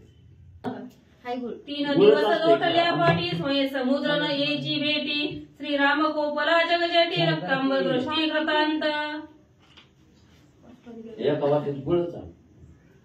कथेचं अनुसंधान भगवान श्रीरामचंद्र बसले. ऐकलं, प्रत्येकाचं मतांतर ऐकलं. विभीषणानं सांगितलं नका मारू म्हणले, पूर्वज आहे. तुमच्या वडिलांपासून 7 नंबरचा पूर्वज असणारा तो सागर आहे, समुद्र आहे. नका म्हटले मारू. ऐकलं. रामचंद्रांनी बसले. 3 दिवस झाले महाराज त्या समुद्राची पूजा केली. 3 दिवस झाले समुद्रानं प्रति उत्तर दिलं नाही, काहीच नाही, काही नाही. मग रामचंद्र उठले. वानरांनी सांगितलं रामाला, म्हणले कशाला एवढं मोठं धनुष्यबाण आहे, ताकद आहे, अंगवन आहे, कशाला असं बसले दिनासारखं गरीबासारखं. राग आला रामचंद्राला. वानराच्या मनामधलं ओळखलं. उठले, धनुष्यबाण सज्ज केला. काय करतात? अमुचा पूर्वज हा पूर्ण म्हणून सद्भावे निघालो शरण तो याचे दुर्जनपण न याची आपण भेटीसी. रामाने सांगितलं विभीषण काकाचं म्हणणं आहे म्हणून बसलो, नाहीतर आम्ही शरण जायला तयारच नव्हतो. विभीषणाने सांगितलं जावा, पूर्वज आहेत त्यांना मान सन्मान द्या म्हणून रामचंद्र बसले. पण ह्याला काय आपली किंमतच नाही म्हणले, आपण किंमत करायला जावी. आणि ह्यानं आपली त्या ठिकाणी नाही म्हणले, ह्यानं मानच दिला नाही. म्हणून रामचंद्राला राग आला, धनुष्याला बाण लावला. काय करतात ऐका. याचा वाढवणी सन्मान करून अर्धपाद्यादी पूजन अनन्य भावे रिगता शरण याची आपण भेटीसी. आणि रामचंद्र म्हणतायत याच्या सन्मानासाठी, याला मान देण्यासाठी आपण याची पूजा केली. गवताच्या आसनावरती बसलो, यथोक्त पूजा या समुद्राची केली. पण ही भेटच द्यायला गेले. ह्याला गर्व अहंकार चढलेला या समुद्राला. मी पूजा करावी, आता भगवंतानं त्याची पूजा करावी, पण केली, जाऊ द्या. केली असताना सुद्धा त्यानं मला त्या ठिकाणी भेटीलाच येणं गेला. म्हणून भगवंताला राग आला. याचे सर्वांगी गर्व मोठा अक्षोभ्यत्वे अगाध दाटा यासी मी लक्षणा सुगटा लाविन वाटानी धनाचे. लक्ष्मणा आणि म्हणले धनुष्यबाण कवर वाट बघायची. बघितलं आता तुमच्या म्हणण्यानुसार थांबलो मी, तरी सुद्धा ही त्या ठिकाणी भेटीला आला नाही. आणि म्हणले धनुष्यबाण बघतोच या समुद्राकडे, काय ताकद नाही का म्हणले माझ्यामध्ये. आताच्या आता निर्वाणीचा बाण सोडून जाळूनच टाकतो. भगवंत बोलतात शरण रिघाल्या पुरुषार्थी कीर्ती ते होय अपकीर्ती. शरण रिघाव्या असक्ती ते केलिया शक्ती लाभ कैचा. रामचंद्र म्हणतात शरण कुणी जायचं असतं. शरण जर गेलं तर शरण जाणे म्हणजे काय, पाया पडत येणं, ह्याला शरण जाणं म्हणायचं. तुझे आधीन होणं, तू सांगशील तसं, ह्याला शरण म्हणायचं. आणि मी एकतर राजा आहे, सूर्यवंशातला होणारा राजा आहे, भावी राजा आहे, रामचही राजा. आणि मी शरण जाणं एका राजानं सगळी कीर्ती धुळेला मिसळते, असं भगवंत बोलतात. शरण रिगताची पाठी वाढी व होय उपराटी ते काय अशी यशाची गोष्टी अपेश वाक्य पुटी जगवले. अरे जर मी शरण गेलोच समुद्राला तर आजपर्यंत जी कमावलेली कीर्ती आहे सगळी धुळेला मिसळते महाराज. एवढं मोठं सामर्थ्य आपलं आहे, पुरुषार्थ आहे. त्या ठिकाणी 14,000 मारले, ही जर शरण आलो तर सगळंच धुळेला मिसळते. त्याच्यामुळे शरण जाणं अपकीर्ती आहे, असं भगवंत बोलतात. शरण विगताची बळवंती समूळ फळे यश कीर्ती त्याची कैची विजय प्राप्ती अवघे म्हणती अशक्ता. पण शरण कोणी रेगावं ज्याच्याकडे ताकद नाही, ही नाही ती नाही. शरण गेल्याशिवाय जमतच नाही, पुढचं ऐकतच नसेल तर शरण जावं. बळवंताने शरण जायचं असतं का? ह्या समुद्राला समूळ वध करण्याची ताकद असताना शरण जाणं आपल्यासाठी योग्य नाही. जर आपण गेलो तर सगळे आपली कीर्ती पळून जाते, कीर्ती त्याच्यापाशी राहत नाही. म्हणून शरण जाणं मनातच नव्हतं. पण विभीषणाच्या म्हणण्यानुसार 3 दिवस याची पूजा केली. भगवंत बोलतात समुद्र स्वयं अभक्त आपण यासी मी भक्त निघालो शरण तव त्याने गर्व धरिल्या पूर्ण केले उपेक्षण पै माझे. रामचंद्र विचार केला, जाऊ द्या म्हणले, मान सन्मान दिला. मोठ्यांना मान द्यावा लागतं, मोठ्यांचं ऐकावं लागतं, म्हणून दिला म्हणले मान. पण ह्याला काय आपली किंमतच नाही म्हणले.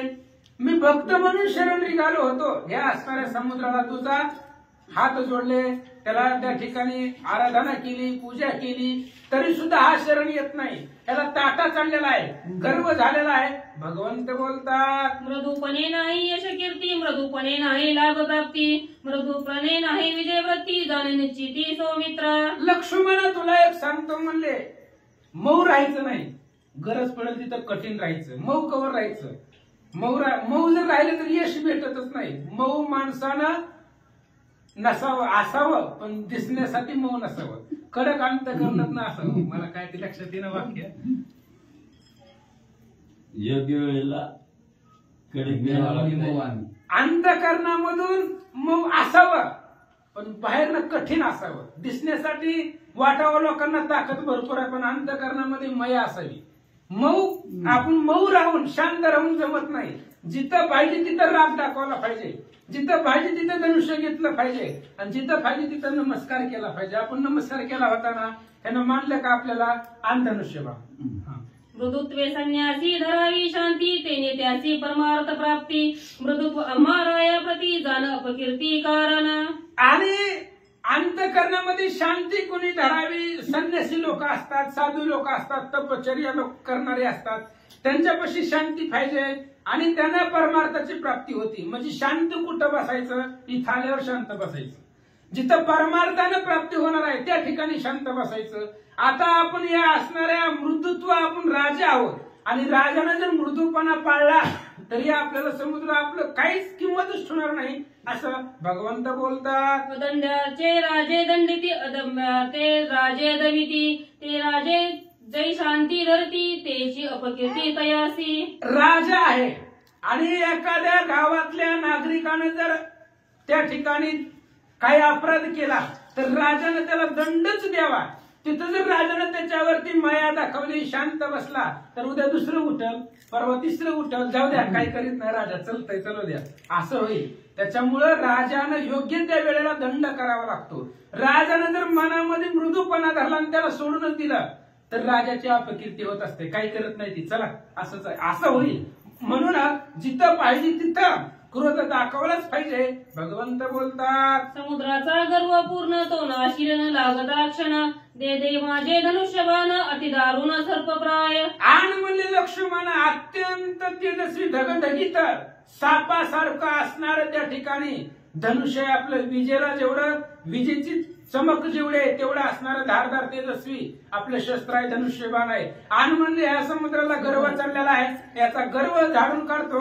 लक्ष्मण भगवंत बोलतात, सर्प लागल्या उतरे विख, त्याहुनी माझे बाण तीख, सुरा प्राणांतक जीवात तेही देख जीव घेती. हे बघ लक्ष्मणा, एखाद्याला जर साप चावला तर कदाचित त्या सापाचं विष उतरल, साप चावलेलं विष उतरल, पण माझा जर बाण लागला तर जगतच नाही. कुणाकडेही जाऊ द्या, कुठल्याही दवाखान्यामध्ये नेऊ द्या, माझा बाण लागला की जगत. कुणी बी येऊ द्या, माझा बाण लागल्यावर जगत नाही. साप चावलेलं विष उतरल, अशा पद्धतीने बोलू लागले. ऐसे बोलोनी आपण कोपे वाहिले धनुष्यबाण, अग्नि अस्त्र सजवणी आपण.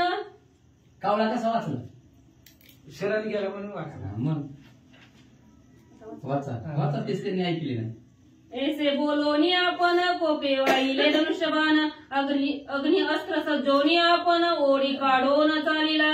आणि अशा पद्धतीने भगवान श्रीरामचंद्र सांगतायत, वरच्या वहीमध्ये सांगतो ऐका, माझा बाण लागल्यानंतर जगत नाही.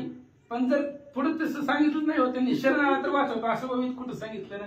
सुरासुराला घातक बाण आहे, माझा बाणाचं निवारण नाही. शरण आला तर वाचवतो असं सांगितलं नाही देवळीमध्ये. आला तर वाचवणारच आहे आम्ही. मग काल सांगितलं रावणीमध्ये त्याला वाचवतो. माझा या बाण एवढा दुर्धर आहे, समुद्र पुढे दरारा निर्माण करायचा आहे, त्याच्यामुळे एवढं भयंकर आहे, वाचतच नाही. कुठल्या सापाचं विष उतरल पण माझा बाण त्या ठिकाणी वाचवणार नाही. काळाला अटक असणारा माझा धनुष्यबाण आहे, अशा पद्धतीने भगवंत बोलतात. म्हणून धनुष्याला त्या ठिकाणी असणारा बाण काढला, धनुष्याला लावला, कानाडी वडली. ऐका, शोभला श्रीरामदे कोण, स्वर्गी देव कंपायमान, तळमळती मगर मीन आले निधन सिंधूसी. भगवंताला भयंकर राग आलेला आहे, रामचंद्राला राग आला.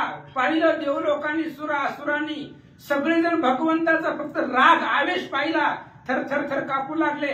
पाण्यामधले असणारे जीवजंतू मगर मासे ते सुद्धा तळमळू लागले असं या ठिकाणी सांगतात. समुद्र शोषिता राघव पातळिका पती दानव दैत्यदा नागमानव धाकती सर्व श्रीरामा. रामचंद्राने जर बाण सोडलाच आणि सगळ्या समुद्राचं पाणी शोषून घेतलं तर समुद्र कोरडा होईल. जर समुद्र कोरडा झाला तर याच्यामधले जीवजंतू मरतील. त्यामुळे असणारे पाताळामधले पन्नग असतील, देवलोक असतील, पाण्यामधले जीवजंतू असतील, सगळे रामचंद्राचं आवेश स्फुरण राग पाहिला थरथर कापू लागले. बाण पडता समुद्र जळी सप्त पाताळ करतील होळी पाताळावासी कांपती चळी श्रीराम महाबळी क्षोभला. रामही महाराज तो जाळी नाही जगती तळ झाला क्रोधाग्नी कल्लोळ काळा काळ श्रीराम. भगवंताला जर राग आला आणि त्यानं जर बाण पाण्यामध्ये सोडला तर समुद्राचं पाणी शोषल्यात नवलच नाहीये. सप्त पाताळापर्यंत ते असणाऱ्या बाणाचा प्रभाव जाईल आणि तिथपर्यंत दिसणारं सगळं पाणी शोषून घेईल. त्यामुळे असणारे सर्प खाली असणारे देवलोक सगळे त्या ठिकाणी थरथर थर कापू लागले. धनुष्य चढविता श्रीराम धाके रविचंद्रा काळीमा नक्षत्र पडती ओमा ऋषी स्वधर्मा विसरले. आणि रामाने फक्त धनुष्याला बाण लावलेला आहे आणि त्याच्यापासून हृदय त्या ठिकाणी निर्माण झाला. रविचंद्र सूर्यचंद्र सुद्धा रामचंद्राचा आवेश पाहिला थरथर थर कापू लागले. साधू ऋषी त्यांनी सुद्धा आपला असणारा स्वधर्म विसरले. एवढा क्रोध भगवंताचा पाहिला. शोषिता समुद्राचे पाणी बाणाग्नी मिळवणे अर्णव अग्नी दोन्ही भस्म करतील अवनी ब्रह्मामणी संचित. ब्रह्मदेवाला सुद्धा मनामध्ये चिंता वाटली ही राम आहे, ही जर रागवला तर सगळं पाणी शोषून घेईल. आणि समुद्र जो आहे तो ब्रह्मदेवापासून त्या ठिकाणी आलेला होता. त्याच्यापासून शुद्ध ब्राह्मण होता तो. सगरानं खनन केलं म्हणून समुद्र झाला. ब्रह्मापासून निर्मिती आहे असणाऱ्या समुद्राची. त्याच्यामुळे ब्रह्मदेवाला सुद्धा अवघड वाटलं. भगवंत जर रागवला तर अख्खा समुद्राचा त्या ठिकाणी संपून टाकेला असा विचार करू लागले. ब्रह्मादे कोणी संचित ब्रह्मा बोनी अति अकांत सिंधू निर्दळणी श्री रघुनाथ करील अंत सृष्टीचा. आणि ब्रह्मदेव सचिंत होते. ब्रह्मदेवाच्या मनामध्ये सुद्धा चिंता होती. जर रामचंद्र रागावले ब्रह्मभुवनामध्ये सुद्धा आकांत होता. जर रामचंद्र रागावले तर भयंकर अशा प्रकारचा अनर्थ होईल असं या ठिकाणी सांगतात.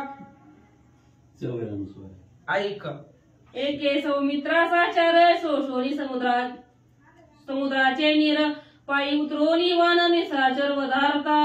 रामचंद्राने सांगितलं लक्ष्मण ऐक म्हणले. ह्याची आपण पूजा केली, मान सन्मान दिला, सगळं केलं म्हणले. आता ऐक, हे असणाऱ्या समुद्राचं सगळं पाणी शोषून घेतो. समुद्रातनं पायवाट करतो, रिकामच करतो समुद्र. आणि जसं चालत पायानं जावं अशी सगळी वानर लंकेला रावणाला मारण्यासाठी घेऊन जातो. संचित आहे झालं की क्लिअर. आता त्याच्यात अनुस्वार नाही चुकलं. त्यांनी बरोबर वाचलं. त्यांनी बरोबर सचिंत बरोबर आहे. संचित म्हणजे प्रारब्ध आणि सचिंत म्हणजे डोक्यामध्ये. गोवेनुसार अर्थ एका घ्या. शब्दावर घ्या. नाहीये. श्री गणेशाय नमः श्री सरस्वत्याय नमः श्री प्रभू रामचंद्राय नमः. धनुष्य ओढिता सत्राना दोन्ही वटारले नयना श्रीराम दिसे काळा समान वानरगण कापती. पाहिलं भगवान श्रीरामचंद्राचं स्वरूप पाहिलं. भयंकर राग आलेला आहे. धनुष्य कानापर्यंत धनुष्याची कानाळी ओढलेली आहे. वानरगण जवळ होते. आता देवगण गंधर्व पाताळामधले कापू लागले रामाचा क्रोध बघून. मग जवळ असलेली वानरांनी सुद्धा पाहिला आणि थर थर रामचंद्राला पाहून घाबरू लागले. शोभल ते कोणी श्री रघुनाथ स्त्रिया पुत्रा समवेत समुद्रासी अति अकांत आला प्राणांत श्रीरामे. रामचंद्राला राग आलेला समुद्रानं पाहिला. समुद्राने विचार केला आता नाही म्हणले जगण्याची चान्स संपले आपले. ही रामचंद्र जर रागवले, यांनी जर बाण सोडला तर आपला अंत निश्चित आहे. त्यामुळे समुद्राच्या परिवारासहित स्त्रियान बाळासहित समुद्र भगवंताच्या आवेशाला घाबरला.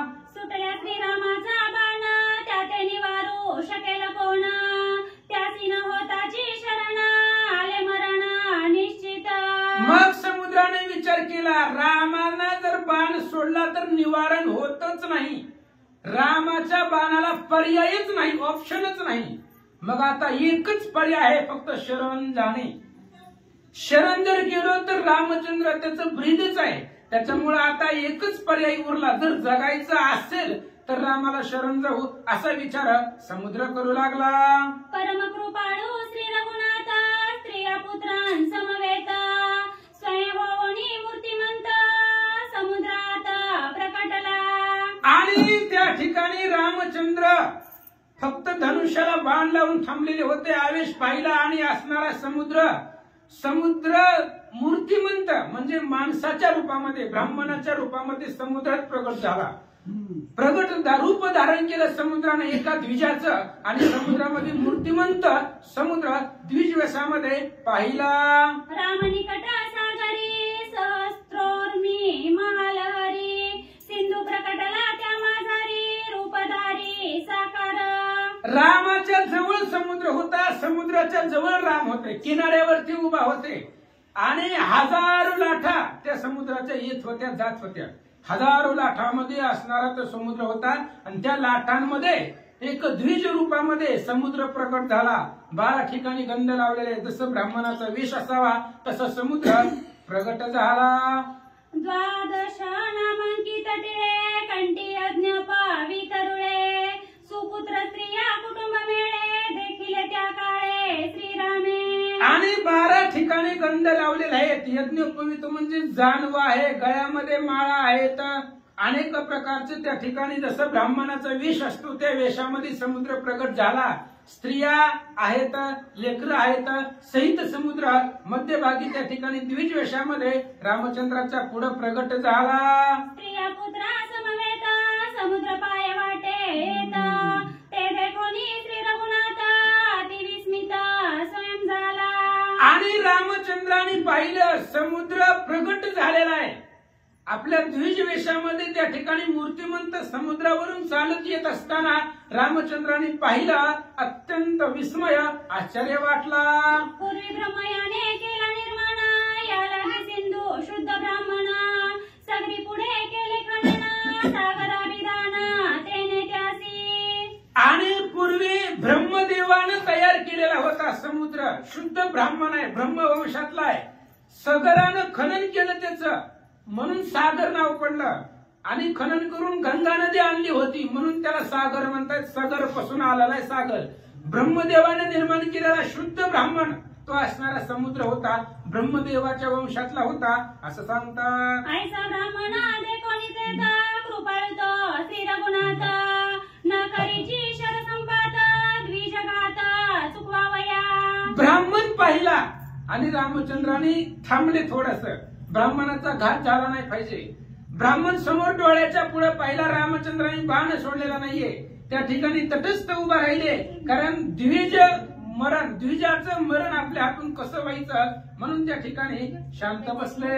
बाहेर आले या ब्राह्मण मग समुद्री सोडन बाण श्रीरामे विचाराने जाण ओढी काढून राहिला. आता रामचंद्राने विचार केला, ह्या ब्राह्मणाला पाण्याच्या बाहेर उद्या मग पाण्याकडे बघू, तवर नाही बघायचं.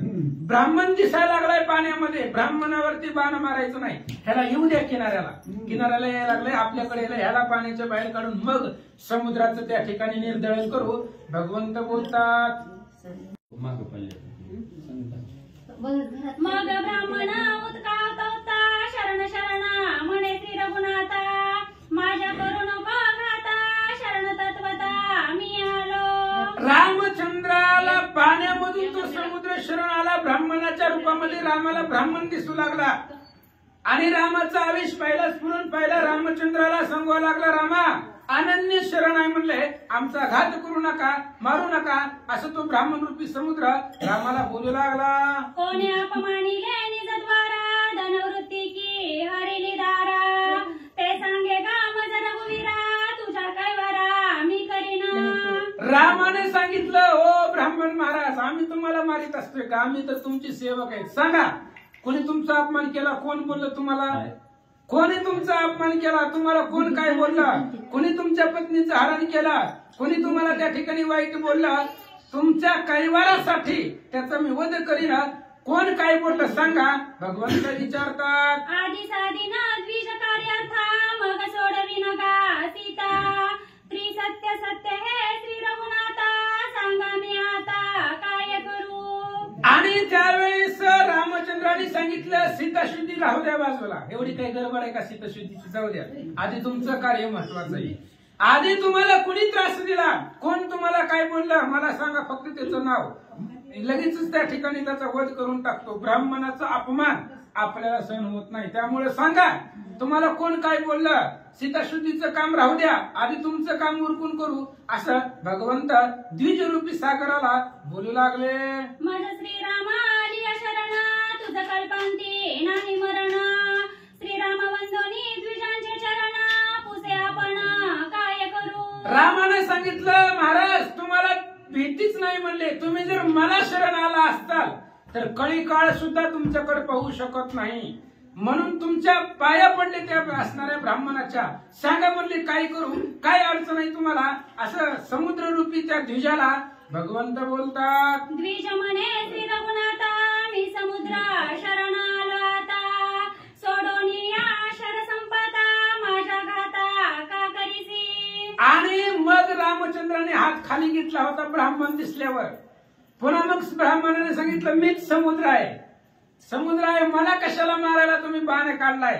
त्या ठिकाणी मी असणारा समुद्र रूपी आलेलो आहे आणि माझा वध का करायला लागला. तर असं समुद्र बोलू लागला. तू माझा पूर्वज सनातन तुझ देवोनी सन्मान.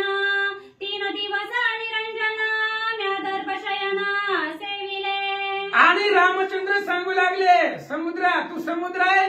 मग इतक्या दिवस काय झालं होतं. 3 दिवस झालं तुझी मी आराधना करतोय, पूजा केली, तुला मान सन्मान दिलेला आहे. तुझी भेट घेण्यासाठी मी 3 दिवस झालं तुझी पूजा करायला लागलो. असं भगवंत बोलतात. तुझे अंगी गर्वपूर्ण भेटीन देसीच जाणून. आता वाचवावया निज प्राण आलो शरण म्हणतोसी. रामाने सांगितलं मला सगळं कळतंय, मला कळत नाही का. तुझ्या अंगामध्ये गर्व आहे म्हणून तू माझ्या भेटीला आला नाही. आणि आता स्वतःचा जीव वाचवण्यासाठी म्हणून आता तू शरण आलो म्हणतोस. असं भगवंत समुद्राला बोलतात. तुझे थोरा अपकीर्ती झाली सूर्यवंश अपख्याती. त्याने क्षोभेगा रघुपती भेटी निश्चिती न घ्यायची. समुद्राने सांगितलं रामा कसं आहे म्हणले तुमच्यामुळे कुळाचं त्या ठिकाणी नाव खराब झाले. एवढे मोठे राजे या कुळामध्ये होऊन गेले आणि तुमच्यामुळे या कुळाची अपकीर्ती झाली. मी याच कुळामधला आहे, या सूर्यवंशामधलाच मी आहे आणि माझ्या वंशाची अपकीर्ती तुमच्यामुळे झाली. असं समुद्र रामाला तोंडावर बोलू लागला. आता धरली अंगवण तरी मी घेऊ आलो दर्शन. तुझं गुह्य सांगो आलो आपण सावधान अवधारी. आणि आता तुम्ही त्या ठिकाणी धनुष्यबाण उचललाय म्हणून मी तुम्हाला भेट दर्शन देण्यासाठी आलो. आणि एक गुह्य आहे आमच्या तुमच्यामध्ये अत्यंत जवळचा आपटेपणा आहे. ती गुह्य सांगण्यासाठी मी तुम्हाला शरण आलो, तुमच्या जवळ आलो. असं समुद्र बोलू लागला. देखता वानरांची या कोटी रत्नांजळी घेऊनी मुष्टी. अर्पोनी श्रीरामांगुष्टी चरण ललाटी वंदिले. कोट्यावधी वानरे समुद्रानं पुढे पाहिले, फुलं हातामध्ये घेतली, रामचंद्राच्या जवळ गेला आणि रामचंद्राच्या असणाऱ्या रत्न त्या ठिकाणी घेतले आणि रामचंद्राच्या पायावरती अर्पण केलं, दर्शन घेतलं. श्रीराम अवतार पूर्ण मी जाणतो संपूर्ण. पुढती लोटांगण पुढती चरण वंदिले. आणि समुद्राने सांगितलं रामा मला माहिती आहे राम अवतारी आहे, पूर्ण ब्रह्म आहे. आणि असे असणारे तुम्ही पूर्ण ब्रह्म असताना सुद्धा मला माहिती होतं म्हणून परत समुद्र भगवंताच्या पाया पडू लागला. श्रीराम ऐके सावध दृष्टी सांगणे आहे गुह्य गोष्टी. सूर्यवंशी कीर्ती लाटी ते उपराटी तुवा केली. समुद्र सांगू लागला रामा म्हणले हे बघा तुमच्यामुळे ह्या सूर्यवंशाची अपकीर्ती झाली.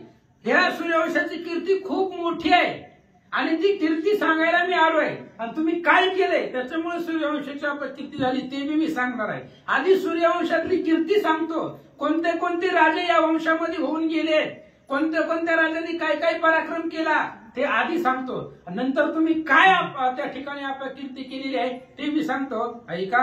हरिश्चंद्राची कीर्ती वान किल्ली त्रिजगती, शिबी मांसा तू कोणी कपोती, वैकुंठ प्रती पुरी नेली. रामा याच वंशामध्ये हरिश्चंद्र राजा होऊन गेला. स्वप्नामध्ये दिलेलं होतं दान, आणि स्वप्नामध्ये दिलेलं दान सत्यत्वाला आणलं. ते स्वप्नामधलं दान सत्य खरं करण्यासाठी बायकोला विकून टाकलं. पोराला त्या ठिकाणी असणारं ब्राह्मणाला दिलं आणि स्वतः स्मशानभूमीचं राखण करण्यासाठी राहिला. चक्रवर्ती सम्राट होता तो राजा, पृथ्वी वलयांकित सगळे राज्य त्याच्या अधीन होती. आणि असा असणारा सम्राट सत्व राखण्यासाठी स्मशानभूमीचं त्या ठिकाणी राखण करत बसला. एवढा सत्ववान राजा होऊन गेला. पुन्हा शिबी राजा आहे, त्यानं आपल्या शरीराचं मांस केलं, कपोतासाठी मांस अर्पण केलं. असं समुद्र सांगू लागला. रूपमंगदा धर्मांगदेसी व्रत पाळणी एकादशी नगरी नेली वैकुंठासी, झाले जगासी उपकारी. रामा याच वंशामधला रुक्मांगद राजा आहे, धर्मांगत आहे, पिता पुत्र आहे. ह्यांनी फक्त एकादशीच व्रत केलं आणि एकादशीच्या जीवावर अख्खी नगरी वैकुंठाला घेऊन गेले. आजपर्यंत 3 जणांनी वैकुंठाला नगरी घेऊन गेले. पहिली रुक्मांगद धर्मांगदानं नेली, दुसरी रामचंद्रांनी नेली, आणि तिसऱ्यांदा सुद्धा जाणार आहे असे वशिष्ठदिकांचं म्हणणं आहे. त्याच्यामुळं पहिली शिबी राजाने नेलेली आहे. पहिली शिबी आणि ख्याती केली. पहिल्यांदा शिबी राजाने नेली, दुसऱ्यांदा रुक्मांगद राजाने नेली, तिसऱ्यांदा रामाने नेली, आणि चौथ्याने ही मागोती अयोध्या जाईल वैकुंठाप्रती ऐसी वशिष्ठ दिकांची मती. अशा पद्धतीने त्यांचं म्हणणं आहे. चौथ्यांदा सुद्धा अयोध्या नगरी जिवंत वैकुंठाला जाणार आहे. तीन वेळा आतापर्यंत नेली, चौथ्यांदा सुद्धा जाणार आहे. म्हणून रामा अशा प्रकारचे पराक्रमी वीर सत्ववान वीर तुमच्या वंशामध्ये होऊन गेले असं तो समुद्र बोलू लागला. माझी सूर्यवंशी उत्पत्ती झाली असे कैशारीती, तेही सांगे ना श्री रघुपती सावध वृत्ती अवधारी. रामा मी सुद्धा सूर्यवंशातलाच आहे आणि आमच्या कुळाचं नाव तुम्ही खराब केलं, म्हणून मला टेन्शन आलं. मी आलो नाही तुमच्या दर्शनाला. का आलो नाही? तुमच्यामुळे नाव खराब व्हायला लागलंय कुळाचं. नीट वागायचं कळत नाही का तुम्हाला? म्हणून मी आलोय शरण ते असणाऱ्या, म्हणून तुमची भेटी घेतली नाही. आता ऐका, मी सूर्यवंशामधला कसा, सूर्यवंशामध्ये माझी निर्मिती कशी झाली सांगतो, ऐका. सगरा पासवा सागर हा भागवती कथा विस्तार, कपिल मुनीश्वरा चरिता अति विचित्र अति विलोकी. रामा सगर नावाचा राजा सूर्यवंशामध्ये होऊन गेला आणि त्याच्यापासून सागराची निर्मिती आहे. ही भागवतामध्ये शुक मुनींनी सांगितलेला आहे. त्याचा कथा विस्तार भरपूर भागवतामध्ये आहे. इथं आपण शॉर्टकट नाथ महाराज सांगणार आहेत. त्याच कपिल मुनीश्वरांचं चरित्र ऐका. तया चरित्राचे पोटी कपिल लक्षोनी क्षोभक दृष्टी, सगर वीर सहस्रसाठी वाघ वज्र दृष्टी क्षापिले. आणि त्या असणाऱ्या कपिल मुनींना राग आला आणि 60,000 सगर होते. त्या 60,000 सगरांना कपिल मुनींनी शाप दिला. मुखानं त्या ठिकाणी असणारे वाक्य बाहेर पडले आणि त्यांना शाप दिला. काय दिला ऐका. बलमतासाठी सहस्र नाही भूतदया अणुमात्र, जळता साला होरात्र हे वाघ वज्र सोडिले. बल उन्मत होते, बलाने उन्मत झालेले 60,000 सगर होते. नाही भूतदया नव्हती, दुसऱ्याविषयी प्रेम नव्हतं, दुसऱ्याविषयी अंतःकरणामध्ये दया नव्हती आणि उन्मत्त झालेली होती बळाच्या ताकदीवरती. ही 60,000 सगर कपिल मुनीश्वरांनी पाहिलं आणि मग त्यांना राग दिला, शाप दिला. अहोरात्र त्या ठिकाणी जळत राहाल अशा प्रकारचं शाप त्या असणाऱ्या सगरांना कपिल मुनीश्वरांनी दिला. वज्रघाता एका ते मारी वाघ वज्राची त्याहुनी थोरी, 60 सहस्र कवळणी विरी आगे कसरी लाविली. वज्राचा जर घात झाला तर एकदाच मारतं वज्र, पण जर शाप दिला वाघ वज्र आहे ते आपल्या मुखामधून शब्द बाहेर पडले. शब्द बघा अंतःकरणाला लागतात. तलवारीनं मारलं, वज्रानं मारलं तर एकदाच मरतय, पण शब्दानं मारलं की आयुष्यभर मरत राहते. त्याच्यामुळं मुखामधून शाप दिला भयंकर, अहोरात्र जळत राहाल अशा प्रकारचा शाप त्या असणाऱ्या सगरांना दिला. आणि शाप दिल्याबरोबर तिथून त्यांना त्या 60,000 सगरांना आग लावले. वज्रघात येता दारुणा शूर छेदिते विंदोन बाण वाघ वज्रासी निवारण सर्वता जाण असेना. अहो वज्राचा जर आघात आला तर बाणानं त्याचं निवारण करता येते. समोरनं वज्र सोडलं तर बाणानं त्याचं निवारण करता येईल. पण अंध करणारा लागलेले शब्द जर समोरनं आले तर कसं त्याचं निवारण करायचं? तोंडामधून शब्द बाहेर पडलं की पुढच्याच्या अंतकरणाचा काळाला लागतो, त्याचं निवारण होतच नाही. आयुष्यभर ती सलत राहते. ह्यांना असं बोलायला नाही पाहिजे होतं, असं मनाला खचत राहतं, त्याचं निवारणच नाहीये. बाकी तुम्ही कुठल्याही शस्त्रानं मारा, शस्त्र निवारण करता येतं, पण मुखामधून पडलेला शब्दरूपी शस्त्र त्याचं निवारण होतच नाही. नाथ महाराज सांगतात, दळवेना ब्रह्मशापा हाती मागे पुढे ना चले गती धडधडाटे पाय जळती अहोरात्री महावीरा. आणि ती सगर जळू लागली. शाप मिळाला कपिल मुनीश्वरांचा, ब्रह्मशाप आहे, ऋषींनी दिलेला शाप आहे. त्यामुळे कोणाची ताकद चालना, कोणाची शक्ती चालना, त्यांची गती चालना, अशा पद्धतीने सांगू लागले. जळत देखता सगरांची कृपा उपजली मुनीश्वरांची प्रार्थनीया कपिलासी उषपासी मागितले. आणि जळत पाहिल्यानंतर ना ते असणारे जे सगर होते ते सगर जळत असताना पाहिले. आणि मुनीश्वरांना, बाकीचे जे मुनीश्वर होते, मुनीश्वर साधू मुनी भूतदया ज्यांच्या पोटामध्ये होते त्यांना कृपा आली. त्यांनी कपिल मुनींची प्रार्थना केली आणि यांना शापमुक्त करा असं ऋषीश्वर कपिल महाराजांना बोलतात. बगापासून उत्पन्न भूता वंशी जन्मला भगीरथ तो गंगा नदी येता सगर समजता उद्धरिला. लगेच कपिल मुनींनी उशाप दिला. सूर्यवंशामध्ये भगापासून भगीरथ राजा जन्माला येईल. आणि जन्माला आल्यानंतर तुम्ही जी जळत आहात, आता ती जळत जळत विजवण्यासाठी पाणी लागतं. मग सगर राजा गंगा आणील, भागीरथी गंगा एकच आहे, तिला इथं आणील. आणि तुम्ही जी जळत आहोत त्या असणाऱ्या तुमचं त्या ठिकाणी निवारण तू सूर्यवंशातला भगीरथ राजा करील असा उशाप दिला. तेची वंशी भगीरथ गंगाननी प्रयत्नयुक्त पूर्वीच तारिले गा समजता जग पुनीता तेने केले. त्याच वंशामधला भगीरथ सूर्यवंशामधला अथक प्रयत्नाने त्यांना असणारी गंगा आणली. जी 60,000 भगीरथ ते असणारे 60,000 सगर जे जळत होते तिथं गंगा आणली आणि पाण्यानं त्यांना त्या ठिकाणी त्यांची आग विझवली. अशा पद्धतीने गंगा आणली भगीरथ राजानं. म्हणून भागीरथ किंवा असणारा सागर त्याला त्या ठिकाणी नाव प्राप्त झालं. असं पूर्वीची कथा भगवंताला समुद्र सांगू लागला.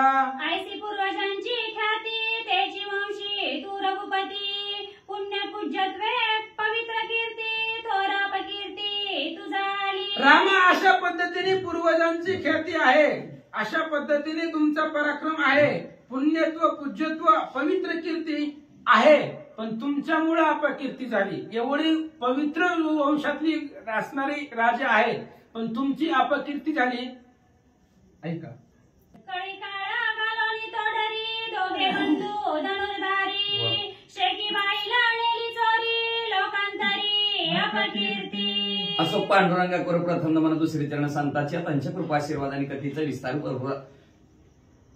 कथेचा विस्तार बाबाजी सद्गुरू असतो का बसलेले सर्व श्रोते मंडळी साधू संतांना साष्टांगपणे बात करून कथेला सुरुवात. कथेचं अनुसंधान आहे सागराचं आणि प्रभू रामचंद्राचं बोलणं आहे. मूर्तिमंत सागर झालेले बोलू लागले. बोलत असताना तुमच्याच वंशातले कसे राजे होते त्यांची सांगू लागलेले तर तुम्ही कसं. कलिकाळावळी घातली कासन एक एकाहुनी बळी रे. काय भाऊ आहेत म्हणजे किती बलशाली किती ताकदवान आहेत. धनुर्विद्यामध्ये पारंगत आहोत दोघं. पण काय काम केलं म्हणजे तुम्ही एवढे बलशाली एवढे ताकदवान असताना हत्तीसारखं, आपल्या भाषेत सांगायचं हत्तीसारखं लात घालून तिथं पाणी काढणारे असणारे सुद्धा तुमच्या समोर असणारी तुमची पत्नी असणारे बरोबर रामचंद्र पळवून नेली आणि लोकात तुमची अपकीर्ती झाली. असं सागर प्रभू रामचंद्राला नुकून टोचून बोलू लागले. पाठीची हरविली कांता लाज लाविली वंश पुरुषार्था बरं. थोरा कीर्ती तुझे माता श्री रघुनाथा बैसली. भलं मोठं खापर तुमच्या डोक्यावर फुटलं प्रभू रामचंद्र. जवळची असणारी पत्नी पळवून नेली.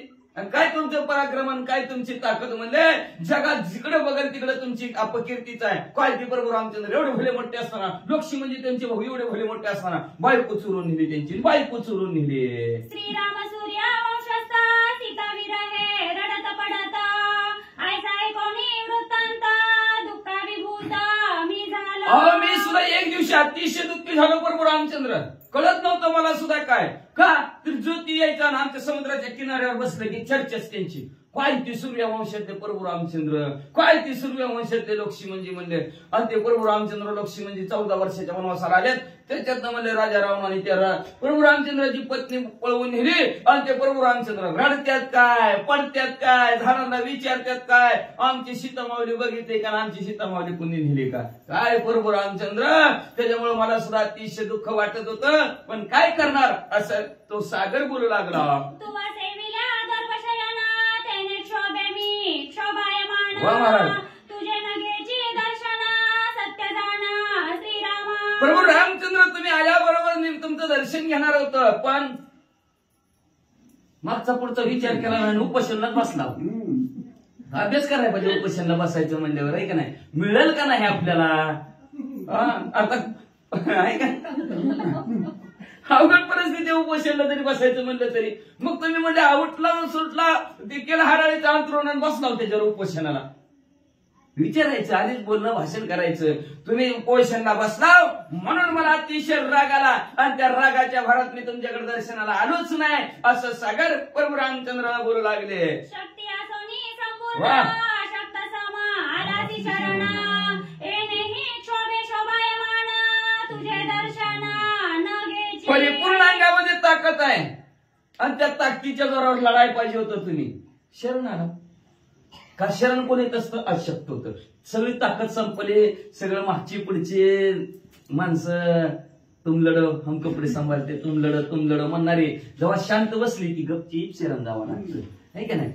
ताकद संपली की तसं म्हणजे अशक्त माणूस शरण जात असतो. प्रभू रामचंद्र तुमच्याकडे परिपूर्ण ताकद होती तरी तुम्ही शरणाला लाव म्हणून मला तुमचा राग आला, म्हणून मी तुम्हाला दर्शन दिलं नाही, मी तुम्हाला पाहिलं नाही. सीताने तापय रावण ते ते न कराची अंगवण. वा वा वा. माझ्या पूर्वजाचा घ्यावया प्राण अग्निबाण सज्ज केला.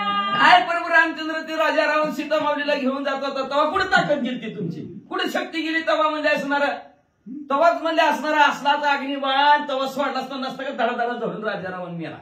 तेव्हा ताकद कुठे गेली. आणि आता घरचा बेहल्या घरच्या माणसाला म्हणले बघा, बाहेर म्हणलं की घरी म्हणलं की दादाच कारच मागवून लागतं म्हणले असणार. मग म्हणले घरच्यावर म्हणले लगे कसं राग काढता म्हणले, कसं घरचा माणूस की म्हणलं की लगे त्याला धनुष्याला बांधावला आणि बाणावर म्हणले अग्नीचा मंत्र म्हणला प्रभू रामचंद्र. ऐकोनी समुद्राचे वचन श्रीराम झाला लज्जायमान. कळपाती धनुष्यबाण स्वेग संपूर्ण चालिला.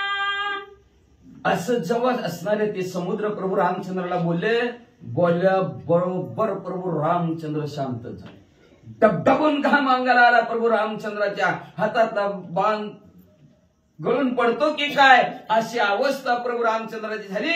खाली मान घातली प्रभू रामचंद्रांनी. ऐसे देखोनी श्री रघुनाथा समुद्रे चरणी ठेविला माता. जे मी बोलिला उद्धतता क्षमा तत्वता मदस. मग म्हणले प्रभू रामचंद्राची जवळ अशी अवस्था, खाली मान घातलेली. सागराने बघितली, लगेच असणारे सागर प्रभू रामचंद्राच्या जवळ गेले, प्रभू रामचंद्राच्या पाया पडले आणि पाया पडून प्रभू रामचंद्र म्हणू लागले प्रभू रामचंद्र माझ्या पंचपे बोलिलेले पुरे वेळे वाकडे उत्तरे क्षमा अपराध असावा. क्षमा मागणा करा म्हणजे चुकून माझ्या तोंडातून तुमच्या इशा असे शब्द गेले असं असणारा सागर आपली चूक कबूल करू लागले. अति आवेशे सज्जनीचा पा मधवरी धरू नको कोप. सिंधू तरणे हे तवल्प कार्य स्वल्प श्रीरामा. माझ्यावर एवढं रागवू नका, रागवून त्या अग्निबाण माझ्यावर सोडू नका म्हणले. तुम्ही जर अग्निबाण सोडला तर मी जळून जाईल की म्हणजे असणार संपन की मी म्हणले. तर माझ्यावर रागवू नका, अग्निबाण सोडू नका. अहो ही सागर समुद्रात तरून जायचं इथं अल्प आहे, किती थोडं आहे, अतिशय थोडकं काम आहे म्हणले. सोपं काम आहे मी तुम्हाला सांगतो. तव मी वंश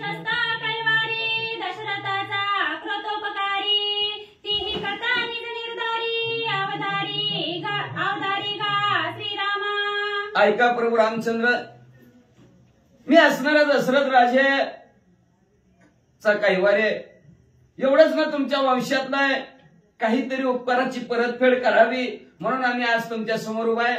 म्हणून प्रभू रामचंद्र तुमच्या कार्यासाठी मदत करतो. जर तुम्हाला समुद्र ओलांडून जायचा, ह्या सागर ओलांडून जायचा आहे, त्याच्यासाठी म्हणजे असणारे तुम्हाला युक्ती सांगतो, ऐका. तारकमया युद्धात मी आणि दशरथ इंद्राची साह्य गेलो तेथा युद्ध कंदनार्थ दृढ झाला. पूर्वी माझ्यावर दशरथ राजेचे भरपूर उपकार आहेत. मी असणार आणि दशरथ राजे दोघं मिळून असणाऱ्या स्वर्गाच्या ठिकाणी गेलो होतो. फेरफटका मारत असताना तेवढ्यात तारकासुर नावचा असणारा दैत्य त्यांनी इंद्रदेवावर चाल केली. त्यांचं घनघोर युद्ध चाललं होतं आणि युद्ध चालत असताना माझा दैती करिता घात साह्य झाला दशरथ दैत्य गमनी समस्त मज निर्मुक्त राहिले. तेवढ्या आतमध्ये मीही तिथं तर माझ्यावर स्वारी त्या तारकासुराने केली. मी बी इंद्रदेवाच्या कैवारासाठी गेलो होतो, पण त्या तारकासुराच्या दैत्याने मला घेरलं, मारणार. तेवढ्यात माझे कैवारी दशरथ राजे झाले आणि दशरथ राजेनी म्हणजे असणाऱ्या सर्व राक्षसाचा अंत केला आणि मला राक्षसाच्या तावडीतनं सोडलं आणि त्या उपकाराची परतफेड आज कष्टी करोनी आली मंडळ दैत्य निर्दाळीले सकाळ इंद्र सुकोनी तत्काळ प्रीती भूपाळ पूजिला. अतिशय कष्ट आपल्या पराक्रमाच्या ताकदीच्या जोरावर असणाऱ्या त्या दशरथ राजांनी सर्वच्या सर्व राक्षसांचा पराभव केला. इंद्रदेवाला विजय प्राप्त करून दिला. मलाही राक्षसांच्या तावडीतून मोकळं केलं. म्हणून इंद्रदेवाने म्हणले असणाऱ्या दशरथ राजाचा अतिशय आदर सत्कार केला, पूजा केली. इंद्रिय अत्यंत सुखावणी राया दिदला मुकुटमणी आम्हा दोघांते पूजोनी अति सन्मानी गरविले. इंद्रदेवाला आनंद झाला. आनंदाच्या भरात मुकुटमणी दशरथ राजाला त्यांनी पूजेच्या ठिकाणी किंवा बक्षीस म्हणून आनंदाने दिला आणि अतिशय गौरवाने आमच्या दोघांचा मान सन्मान केला आणि आम्हाला पृथ्वी तलावर दोघांनाही पाठवलं. तोची मनी दशरथे अति आवडे दिदला सीतेते जे पुन्हा निली हनुमंते शुद्धी निश्चिते मानवया. आणि तोच म्हणे दशरथ राजांनी म्हणले कौशल्य मातेकडे दिला होता. आवडती आपलं असणाऱ्या लग्नामध्ये कौशल्य मातेने तो म्हणे सुखमुख आपलं सुनमुख पाहताना सुनमुख पाहायचं आणि त्यावेळेस काय द्यायचं सुनेला म्हणून तो असणारा मुकुटमणी दिला होता. आणि तोच मुकुटमणी म्हणले सीता माऊलीचा शोध घेण्यासाठी हनुमंतराय गेले होते. हनुमंतरांनी काहीतरी तुमची भेट झाली, काहीतरी खुनपर रामचंद्राला दाखवाय द्या म्हणून तोच म्हणे सीता माऊलीनं हनुमंतरायाजवळ तुमची खून पटावी म्हणून दिला. असं सगळं सागर प्रभू रामचंद्राला बोलू लागले. ऐसा मी दशरथाचा उपकारी काही नव्हेचे प्रत्युपकारी. वा वा वा. तुझा मी होईना सहकारी सैन्य सागरी उतरावया. अशा प्रकारचा उपकार त्या दशरथ राजाचा आहे माझ्यावर. त्या तारकासुर दैत्यापासून माझी सोडवणूक केली. मग आज त्याच्या असणाऱ्या उपकाराची परतफेड करेल, उद्या उपकाराची परतफेड करेल, पण कधी जमलंच नाही. दशरथ राजे संपून गेले तरी माझ्याकडून असणारे उपकाराची परतफेड झाली नाही. मग त्यांच्या पुढच्या पिढीत असणारी परत त्या उपकाराची फेड करण्याची वेळ माझ्यावर आलेली आहे. प्रभू रामचंद्र, तर हा जो काय समुद्र असणारा ओलांडायचा आहे त्या समुद्र ओढण्यासाठी मी तुम्हाला असणारे मदत करतो. मग मी दशरथ राजाच्या उपकारातून माझी परतफेड होईल असं सागर म्हणू लागले.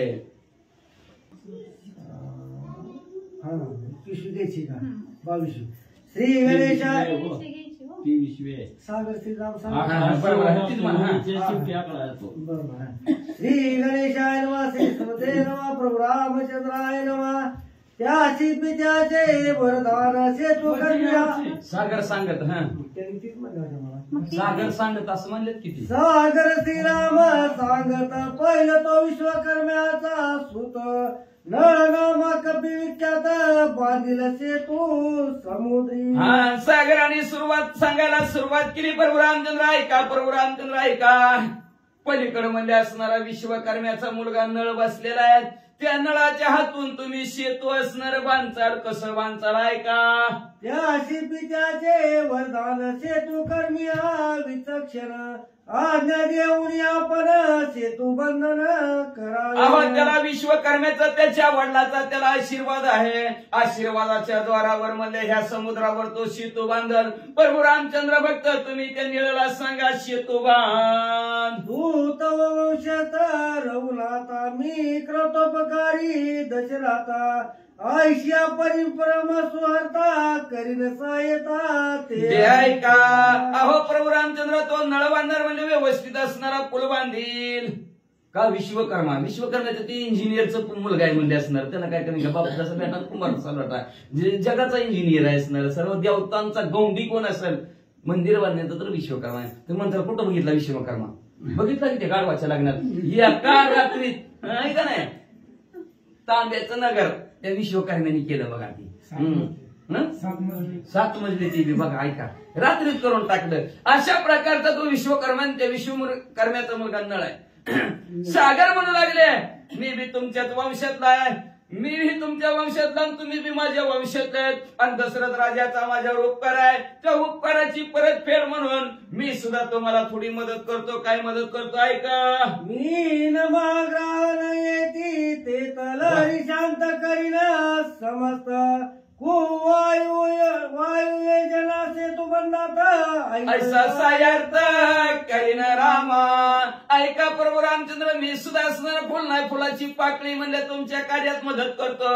काय मदत करतो? जेव्हा हा नळ म्हणले सेतू बांधायचा कार्यक्रम चालू करील त्यावेळेस म्हणजे आता पाण्यात पूल बांधतो मोगरी येते त्याच्यात असणार मोठं मोठं मासा येतं. आता तिमी गिल नावचा मासा असतं तिमी नावचा ती माणसाला सुद्धा घेऊन टाकते मोठ्या मोठ्या माणसांना घेऊन टाकते. मग तुमच्या वानरांना घेऊन टाकलं तर म्हणून मी तुमचं जिथं सेतू बंधनाचं काम आहे तिकडं माशाला येऊच देत नाही. तिकडच्या इकडंच आडवतो म्हणजे ते मासे मगर काय काय असणारे जलचर प्राणी तुमच्याकडे येऊ देत नाही.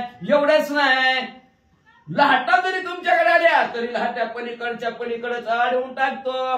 कुवायू कुवायू म्हणजे असणार उलट वारं येत असतं. आणि उलट वारं आलं की माणसाला कळत नसतं कसं काय करायचं चालायचं. तर तो वारा सुद्धा मी असणार अडवतो. एवढी मदत माझ्याच्यानी करू माझ्याच्यानी मदत होती तेवढी मी मदत करतो असं सागर बोलू लागले. लावणी पित्याचे वरदान नळ करील सेतू बंधन आणि काय एक चिन्ह सावधान अवधारी. आज म्हणजे त्या विश्वकर्म्याच्या आशीर्वादाने तो नळ म्हणले असणारा सेतू बांधायचं काम करील. पण त्याच्यामध्ये अनेक एक असणार चिन्ह आहे. काय चिन्ह आहे आता ऐका प्रभू रामचंद्र.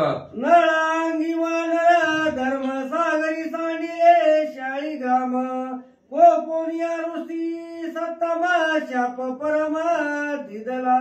असं म्हणजे एक दिवशी तो नळ असणारा वानर आपलं समुद्र किनाऱ्यावर खेळत असणारा एक ऋषी मंडळी तिथं असणाऱ्या शालिग्राम नावचा असणारा दगड आहे. ती गंडकी नावची नदी ऐकली का आपण? कधी ऐकली? गजेंद्राचं आख्यान. ती गंडकी नावची नदी होती आणि त्या गंडकीच्या नावच्या नदीत जेव्हा सुदर्शन चक्र सोडलं का भगवंतानी त्यावेळेस म्हणजे त्या गंडकी नावच्या नदीत शालिग्राम नावचा दगड होता. ती सुदर्शन चक्राचा त्याला स्पर्श झाला त्या दगडाला की मनानेच मूर्त्या निर्माण झाल्या.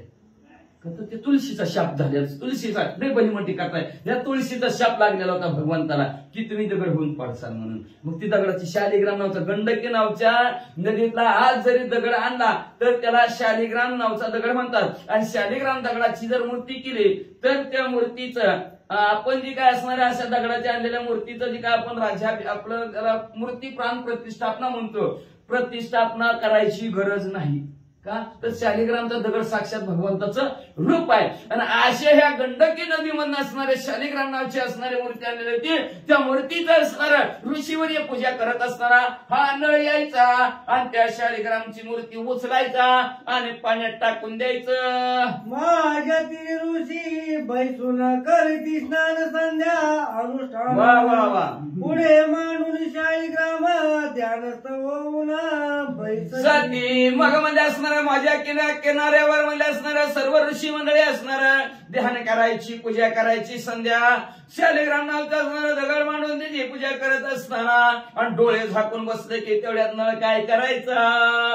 ते तगड कपी येऊन ऋषीचे शालिग्राम करी घेऊन समुद्र माझी दे टाकून ऋषी कोपून शाप देती. मग म्हणजे असणारा डोळं झाकलं असणारं मूर्तीचं ध्यान करायला लागलं की ती नळ वाहणार गपचीत यायचं आणि मूर्ती उचलायची पाण्यात नेऊन टाकायची. त्या सागरात माझ्यात आणून टाकायची म्हणजे सागर म्हणा माझ्यात पाण्यात आणून टाकायची.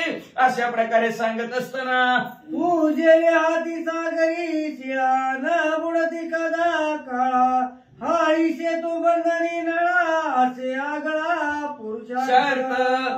ऋषी मंडळीची मूर्ती पिकून दिली की एक दिवशी ऋषीवर याला राग आला आणि रागाच्या भरात त्या ऋषीनं शाप दिला, तुझ्या हातून जर आता ही शालिग्रामचा दगड जर समुद्रात टाकला तर ती दगड तरण बघ, तरण म्हणजे बुडणारच नाही म्हणजे.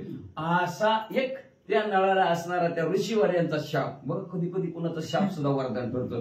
दशरथ राजाला पण शाप म्हणून झालं ती बरं झालं नाही, नाहीतर आपण म्हणा काढत हे तुला काय कळतं का नाही त्यांची दगड कशात टाकून देतो म्हणलं असतं. नाही होतं, कुठलीही गोष्ट होती ती चांगल्यासाठीच होत असती.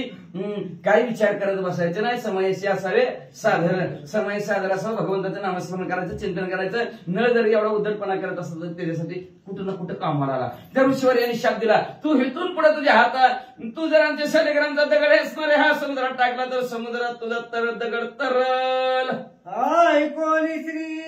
ऐकोनी समुद्राचे वचन नये वंदुनी श्रीराम चरण, सोय बोलिला गर्जन सेतू बंधन करीन मी. मग असं ती नळाच्या नळ शेजारीच उभा होता आणि ती सागर समुद्र प्रभू रामचंद्राला सांगत होता. ऐकलं की उठला की प्रभू रामचंद्राजवळ गेला, प्रभू रामचंद्राच्या पाया समोर गेला आणि प्रभू रामचंद्राला म्हणतो बरं का म्हणाले द्या की आज्ञा सांगा की म्हणते मला समुद्रावर असणारे दगड ताळायचे सेतू बंधनाचे काम मला सांगा, मी करतो. मी सिंधू बोईला सत्य गोष्टी सेतू बंधनाची हातवटी, आहे सामर्थ्य माझ्या पोटी उठाउटी निर्मिना. मग म्हणले समुद्राने आताच तुम्हाला सांगितलंय की माझ्या हातात मध्ये असणारा सेतू बंधनाचं चांगलं मला काम येते म्हणजे लय भारी मिस्त्री म्हणजे लय गुन्ह्यात अजून वळीबियात बरोबर दुरीत बरोबर बांधकाम करतोय म्हणजे असणार, पडणारच नाही बांधकाम, असं बांधकाम करतो. असं मी करतो, असं दोनदा मी असणार म्हणायला लागला. सिंधू आगत अत्यंत तोर सेतू बांधिन मी सत्वर, पर्वतान वयवानर स्वामीने सत्वर धाडावे. अहो असणारा भला मोठा समुद्र आहे आणि त्या समुद्रावर सेतू बांधायचं काम करायचंय तर स्वामीवर या प्रभू रामचंद्र लवकरात लवकर वानर मंडळीला सांगा मोठे पर्वत आणायला. पर्वत मी बरोबर गुन्ह्यात बरोबर दुरीत बरोबर वळिंब्यात बसवतो. सेतू बांधिना दक्षिणे ऐकूनाचे बोलणे, श्रीराम संतोषला शस्त्र गुन्हे अति सन्मान प्रीती पूजी. आत्ताच्या आता सेतू बांधतो म्हणल्यावर प्रभू रामचंद्राने ऐकलं बरोबर हजारो पट्टीत प्रभू रामचंद्राला आनंद झाला. आनंदाच्या भरात मला अनारीचे मागायचं पूजेचं साहित्य, समुद्राची पूजा केलेलं त्याच साहित्याने म्हणजे नळाची पूजा करू लागले प्रभू रामचंद्र. सेवेची सिंधुसी अनुवादन वाक्र पुष्पी प्रति पूजन, मृद मंजुळ मथुर वचन श्री रघुनंदन सांगत लगेच म्हणजे असणारा त्या सागरालाही प्रभू रामचंद्राने बोलायला सुरुवात केलेली आहे.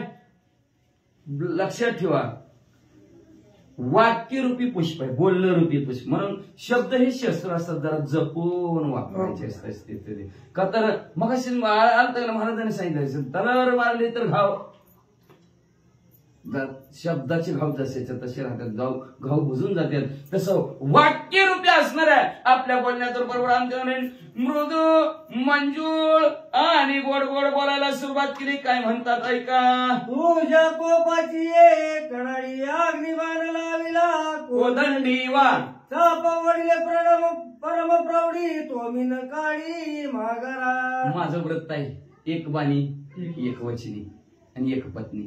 आता एक बाणावर आलेलं म्हणजे मी असणारा प्रभू सागरजी तुम्ही मला लवकर भेटला ना म्हणून मला तुमचा राग आलता. आता त्या रागाच्या भरात मी धनुष्याला बाण लावलेला आहे, त्या बाणावर म्हणजे अग्नी नावाचा मंत्र टाकलेला आहे. आता बाण काम केल्याशिवाय माघारी येणार नाही. आता तो बाण मला सोडावाच लागतंय. आता तो बाण कुठं सोडून अग्नी बाण सांग कोणाचा घेऊ प्राण, माझा बाण अति निर्वाण सत्य जाण समुद्रात तुम्ही लक्षात घ्या माझं बाण निर्वाणीचं असतात, कामच करून माघारी भागतात. एकच बाण बरं का, एकदा ती सुटणार फक्त त्या बाणावर मंत्र टाकतात आणि तीच बाण काम करून पण भागतात तिथे. त्याच्यामुळे एक बाणी म्हणजे निर्वाण बाण आहे म्हणजे असणार माझ्या. मग तुम्ही लवकरात लवकर सांगा ह्या धनुष्याला जोडलेल्या अग्निबाणानं कुणाचा प्राण घेऊ. समुद्र मने पश्चिम तिरी मरुदय ते दुराचारी माझ पाणी तो नाना परी तो सहारी येणे बाणे. ऐका प्रभू रामचंद्र मध्ये असणारा मरो देश त्याला आता मारवाड गुजरात म्हणतात. काय करीछो राम राम करीछो. मग म्हणले तो म्हणले असणारा मारवाड देश आणि तिथं मरू नावचा दैत्य फार मला लय मारलाय बघा. मला लय त्रास देत बघा. कुणी घाण केली ती गंगा, कोणी घाण केलं म्हणजे समुद्र. ह्या मारवाड देशातल्या गुजराती लोकांनी का तिकडे भरपूर फॅक्टरी येते आणि भरपूर फॅक्टरी असल्यामुळे त्यांच्यातलं घाण पाणी कुठे आहे, सगळं समुद्रामध्येच आहे. म्हणून मला सगळं घाण करून टाकलंय म्हणजे त्या लोकांनी. असं म्हणजे समुद्राने प्रभू रामचंद्राला सांगितलं म्हणून तिकडे बाण मारा. कोणी समुद्राचे वचन श्रीरामे सोडिला अग्निबाण मरो मारिला लागता क्षण झाली शोषण समुद्राचे. अशा प्रकारे समुद्राचं बोलणं प्रभू रामचंद्राने ऐकलं. कानाडी कानापर्यंत वाढलेली होती बाण. सोडला बाण सर्व दिशी गेला आणि त्या मरो दैत्याला संपून टाकलं. संपल्याबरोबर सागराला बरं वाटलं. आता चांगलं चांगलं स्वच्छ निर्मळ पाणी आपल्याकडे यायला लागलं. बरं वाटलं. श्रीराम बाणाच्या कोलुळी उदकाटे समूळी धरा पळुली अग्निज्वाळी श्रीराम जवळी आली शरण. मग जेव्हा प्रभू रामचंद्र अग्निरूपी बाण मध्ये असणारा शेजारच्या त्यावर राक्षसाला मारता मारता सागराला बी चारकांदा बसला आणि सागर बी आटायला पळला, आटायला लागला. जीव जंतू हळहळ असणारे दुःख सगळी व्यथित झाली गेली म्हणजे असणारा पाण्यावर अग्नी लागली. तेवढ्यात सागर परत प्रभू रामचंद्राच्या जवळ आले, शरण आले. धरा दे कोणिया दिन वरद वदे श्री रघुनंदन केला मरुदेश पावन तेही चिन्ह अवधारा. मग म्हणजे असणारे तिथली पृथ्वी असणारी प्रभू रामचंद्राला शरण आली आणि शरण येऊन म्हणजे असणारे प्रभू रामचंद्राला म्हणू लागले त्राही म्हणून वाचवा वाचवा प्रभू रामचंद्र. एवढं काय आम्हाला पोळवू नका, आम्ही काय तुमचं एवढं काय वाईट वक्त केलं का, म्हणजे काही सुद्धा केलं नाही प्रभू रामचंद्र. असू दे थोडा अपराध झाला, क्षमा असावे, तुम्ही देव आहेत म्हणजे असणार तर क्षमा करा. असं म्हणल्यावर प्रभू रामचंद्राने त्यांना क्षमा केली. क्षमा करून प्रभू रामचंद्र असणारे काय आशीर्वाद त्या असणाऱ्या पृथ्वीला, कुठल्या मारवाड पृथ्वीला काय आशीर्वाद देऊ लागला ऐका. धरेशी सुटलिया जळ पृथ्वी पिकेल सर्व काळ फळ मुळांचा बहु सुकाळ अतिरसाळ सुस्वाद.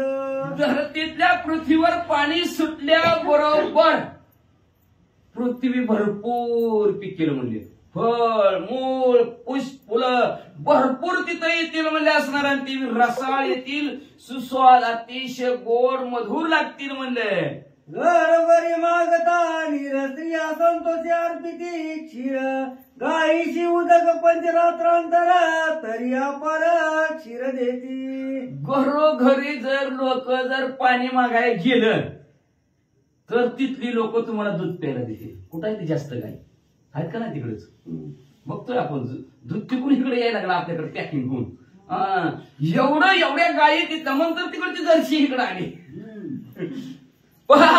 तीन टाइम दूध काढा, दूध देते म्हणजे 3 टाइम काय 5 टाइम जरी तुम्ही दूध काढलं तरी भरपूर तिथल्या गायी असणाऱ्या दूध देतील का. प्रभू रामचंद्राचा आशीर्वाद काय, प्रभू रामचंद्राच्या बाणात ताकद आहे. वाचा सुशी प्रत्ययी नाही जीवन पंचदिवसा उदक पान तरी ग्रत क्षीर परमात्र नित्य भोजन घरोघरी. अहो पशुशी प्रत्यक्ष नाही जीवन आहे का ना. पशु कुठला आहे तिकडचा उंट आहे का त्याला पाणी 5-5 दिवस जरी पाणी जरी नसलं तरी सुद्धा ती जिवंत राहतात म्हणजे असणार. तरी सुद्धा त्यांचं असणारं सर्व असणारा जाता काही तिकडचे असणारा जनावर 5 दिवस जरी पाणी पशु पक्षी जरी नाही असणाऱ्या गायी जरी पेल्या तरी म्हणजे दह्याला दुधाला तुपाला सुद्धा काही कमीच नाही म्हणजे असणारा नित्य घरोघरी. तिकडच्या मारवाड देशातली बघा अजून सुद्धा आपल्याला बघायला मिळाला अजून सुद्धा तो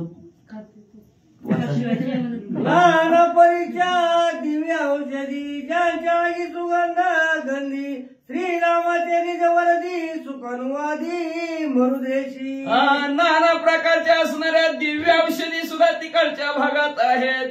त्यांच्या अंगात असणारा सुगंधित असणारा गंध बघा. उठ गंध सुद्धा कशी लावतात ती माणसं तिकडची त्या मरोदेशात बघा. सुवास वासच येणार त्यांनी गंध लावलेला सुद्धा असणार. ते देवाला सुद्धा काय उठी लावते काय नाही की ते सुद्धा वासच येणार त्यांचं असणार. सुगंध असणार, भरपूर सुगंधी असणारे तिकडची लोक म्हणजे असणार. एवढंच नाही, त्या प्रभू रामचंद्राच्या त्या असणाऱ्या त्या आशीर्वादामुळे सर्व असणारी सुखाने आनंदाने म्हणजे त्या मरुदेशातली लोक राहतात. तिळाचे ताई स्नेह पूर्ण अर्थाचे नवला कोण अतिथीचे स्नेह पूर्ण मरुदेशी जाणं घरोघरी घराघरात मध्ये असणाऱ्या त्या मरुदेशातली लोक लय प्रेमळ बघा. तिकडचे गुजराती बघा, राजस्थानी बघा, लय प्रेमळ, लय जीव लावते ती माणसं. गोड बोलत का आपण म्हणतो तिळाच्या ठिकाणी लय प्रेम म्हणजे असणार. एक तिळ 7 जणांनी खाल्ला एवढं प्रेम म्हणते त्या तिळाच्या ठिकाणी. तसं प्रेम म्हणले असणार आणि तसं एकमेकाविषयीचं जीव पाहुण्याला सुद्धा तिकडची लोक लावतात म्हणजे प्रभू रामचंद्राच्या कृपा आशीर्वादामुळे. ज्या ते म्हणती मारवाड ते विजेचे पुरती कोड श्रीराम वर्धाचे कैवाड सुख सुरवाड मरुदेश. त्या देशाला मारवाड देश म्हणतात म्हणले आणि तिथं जीवाचे पुरते कोड सर्व असणाऱ्या जीवाची इच्छा पूर्ण होते बघा. गबरगण माणसं कुठले आहेत बघा, पैशावाले कुठले आहेत माणसं आपल्याकडचे आहेत का? मारवाड देशातले सगळे मारवाडीच्या काय आहेत का? प्रभू रामचंद्राचा बाण लागलाय त्यांना, आशीर्वाद हृदय बाण आहे, त्याच्यामुळे काहीच कमी नाही, त्यांना पडतच नाही कधी. पण आपली लोक नका म्हणतात लय बाण खरतोड्या म्हणते, जीव घेतोय म्हणते. कसा जीव घेणं म्हणून आवडे मारवाडी सगळे मारवाडी तिकडचे लोक बघा, पैशाला काय कमीच नाही का. आणि कुठलाही मारवाडी बघा भक्ती कुठल्या देवाचा करतोय. आपण रोज एक वारागणीच देव गोळा करतोय, पण त्यांचं एकच असतंय जय हनुमान जय श्रीराम. प्रत्येक जणांचा बघा कुठल्याही मारवाडीच्या दुकानात जावा हनुमंतराचा फोटो प्रभू रामचंद्राचा फोटो असणार, दोघांचीच भक्ती करणार. तिसरा येईल त्यांच्यात कधी आपलं कोणतरी त्यांच्या संगतीला गेलं का त्यांच्या बरोबर त्या देवाला जाणार आणि तिथला फोटो घेऊन येणार असं होईल. पण कुठलाही मारवाडी बघा प्रभू रामचंद्राने जय श्रीराम आणि ते म्हणणार सुद्धा जय श्रीराम जय हनुमान. फोनवर सुद्धा बोलताना जय श्रीराम म्हणणार. आपल्यात हॅलो आणि हाय आणि बाय जाऊ दे तिकडच. अशा प्रकारे का तर प्रभू रामचंद्राचा कृपा आशीर्वाद बाण लागलेला आहे. त्याच्यामुळे असणारा मारवाड असणारा अतिशय सुपलित आणि सर्व असणारा सगळ्यात जास्त असणारा बघा पीक सुद्धा तिकडून जास्त येतं. सर्व असणाऱ्या वस्तू सर्वचे सर्व असणारं तिकडं भरपूर आहे का तर प्रभू रामचंद्राचा कृपा आशीर्वाद. जे कोणी श्रीरामाची ख्याती समुद्राश्चर्य मानी चित्ती हर्ष वंदुनी श्री रघुपती सप्रेम पुढती बोलत. अशा प्रकारे प्रभू रामचंद्राची असणारी कीर्ती आणि ताकद समुद्राने बघितली गेली. समुद्राला आनंद झाला. आनंदाच्या भरात मध्ये असणारा प्रभू रामचंद्राला समुद्र काय म्हणू लागला निज शर वजिला मरु दैत्य दुर्धर पावल केले मरु कांतार श्री रघुवीर. आपल्या हात धनुष्याचा बाण प्रभू रामचंद्राने सोडला आणि असणारा त्या मरु राक्षसाला संपवला आणि मारवाड देश पवित्र पावन आणि असणारा सुपलम सुजलम करून टाकला. उजिया प्रतापा पुढे समुद्र कायचे बापुढे माझ सुखी केले लोकडे पेढिले साकडे.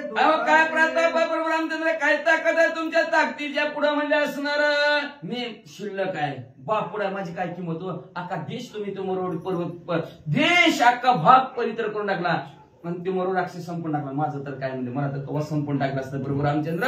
पण मला तुम्ही आज म्हणले असणार त्या राक्षसाला संपून टाकलं त्याची घाण तुम्ही माझ्या पैसे यायची बंदी केली म्हणून मला सुद्धा सुख वाटलं आणि माझं दुःख संपून टाकलं. होय राम संतोषणी अति प्रीती समुद्र पूजनी आला दे बोले हर्षवदनी अति सन्मानी संबोधी. स्वतः प्रभू रामचंद्र आनंदित झालेला होता. आनंदाच्या भरात मला असणारं समुद्राचं पूजन करायचं आणि समुद्राने मला असणाऱ्या प्रभू रामचंद्राचं पूजन करायचं. दोघं एकमेकाचं पूजन करायचं. असं बोलता बोलता म्हणजे दोघांना आनंद झालेला आहे आणि आनंदाने दोघं एकमेकाला काय बोलतात ऐका.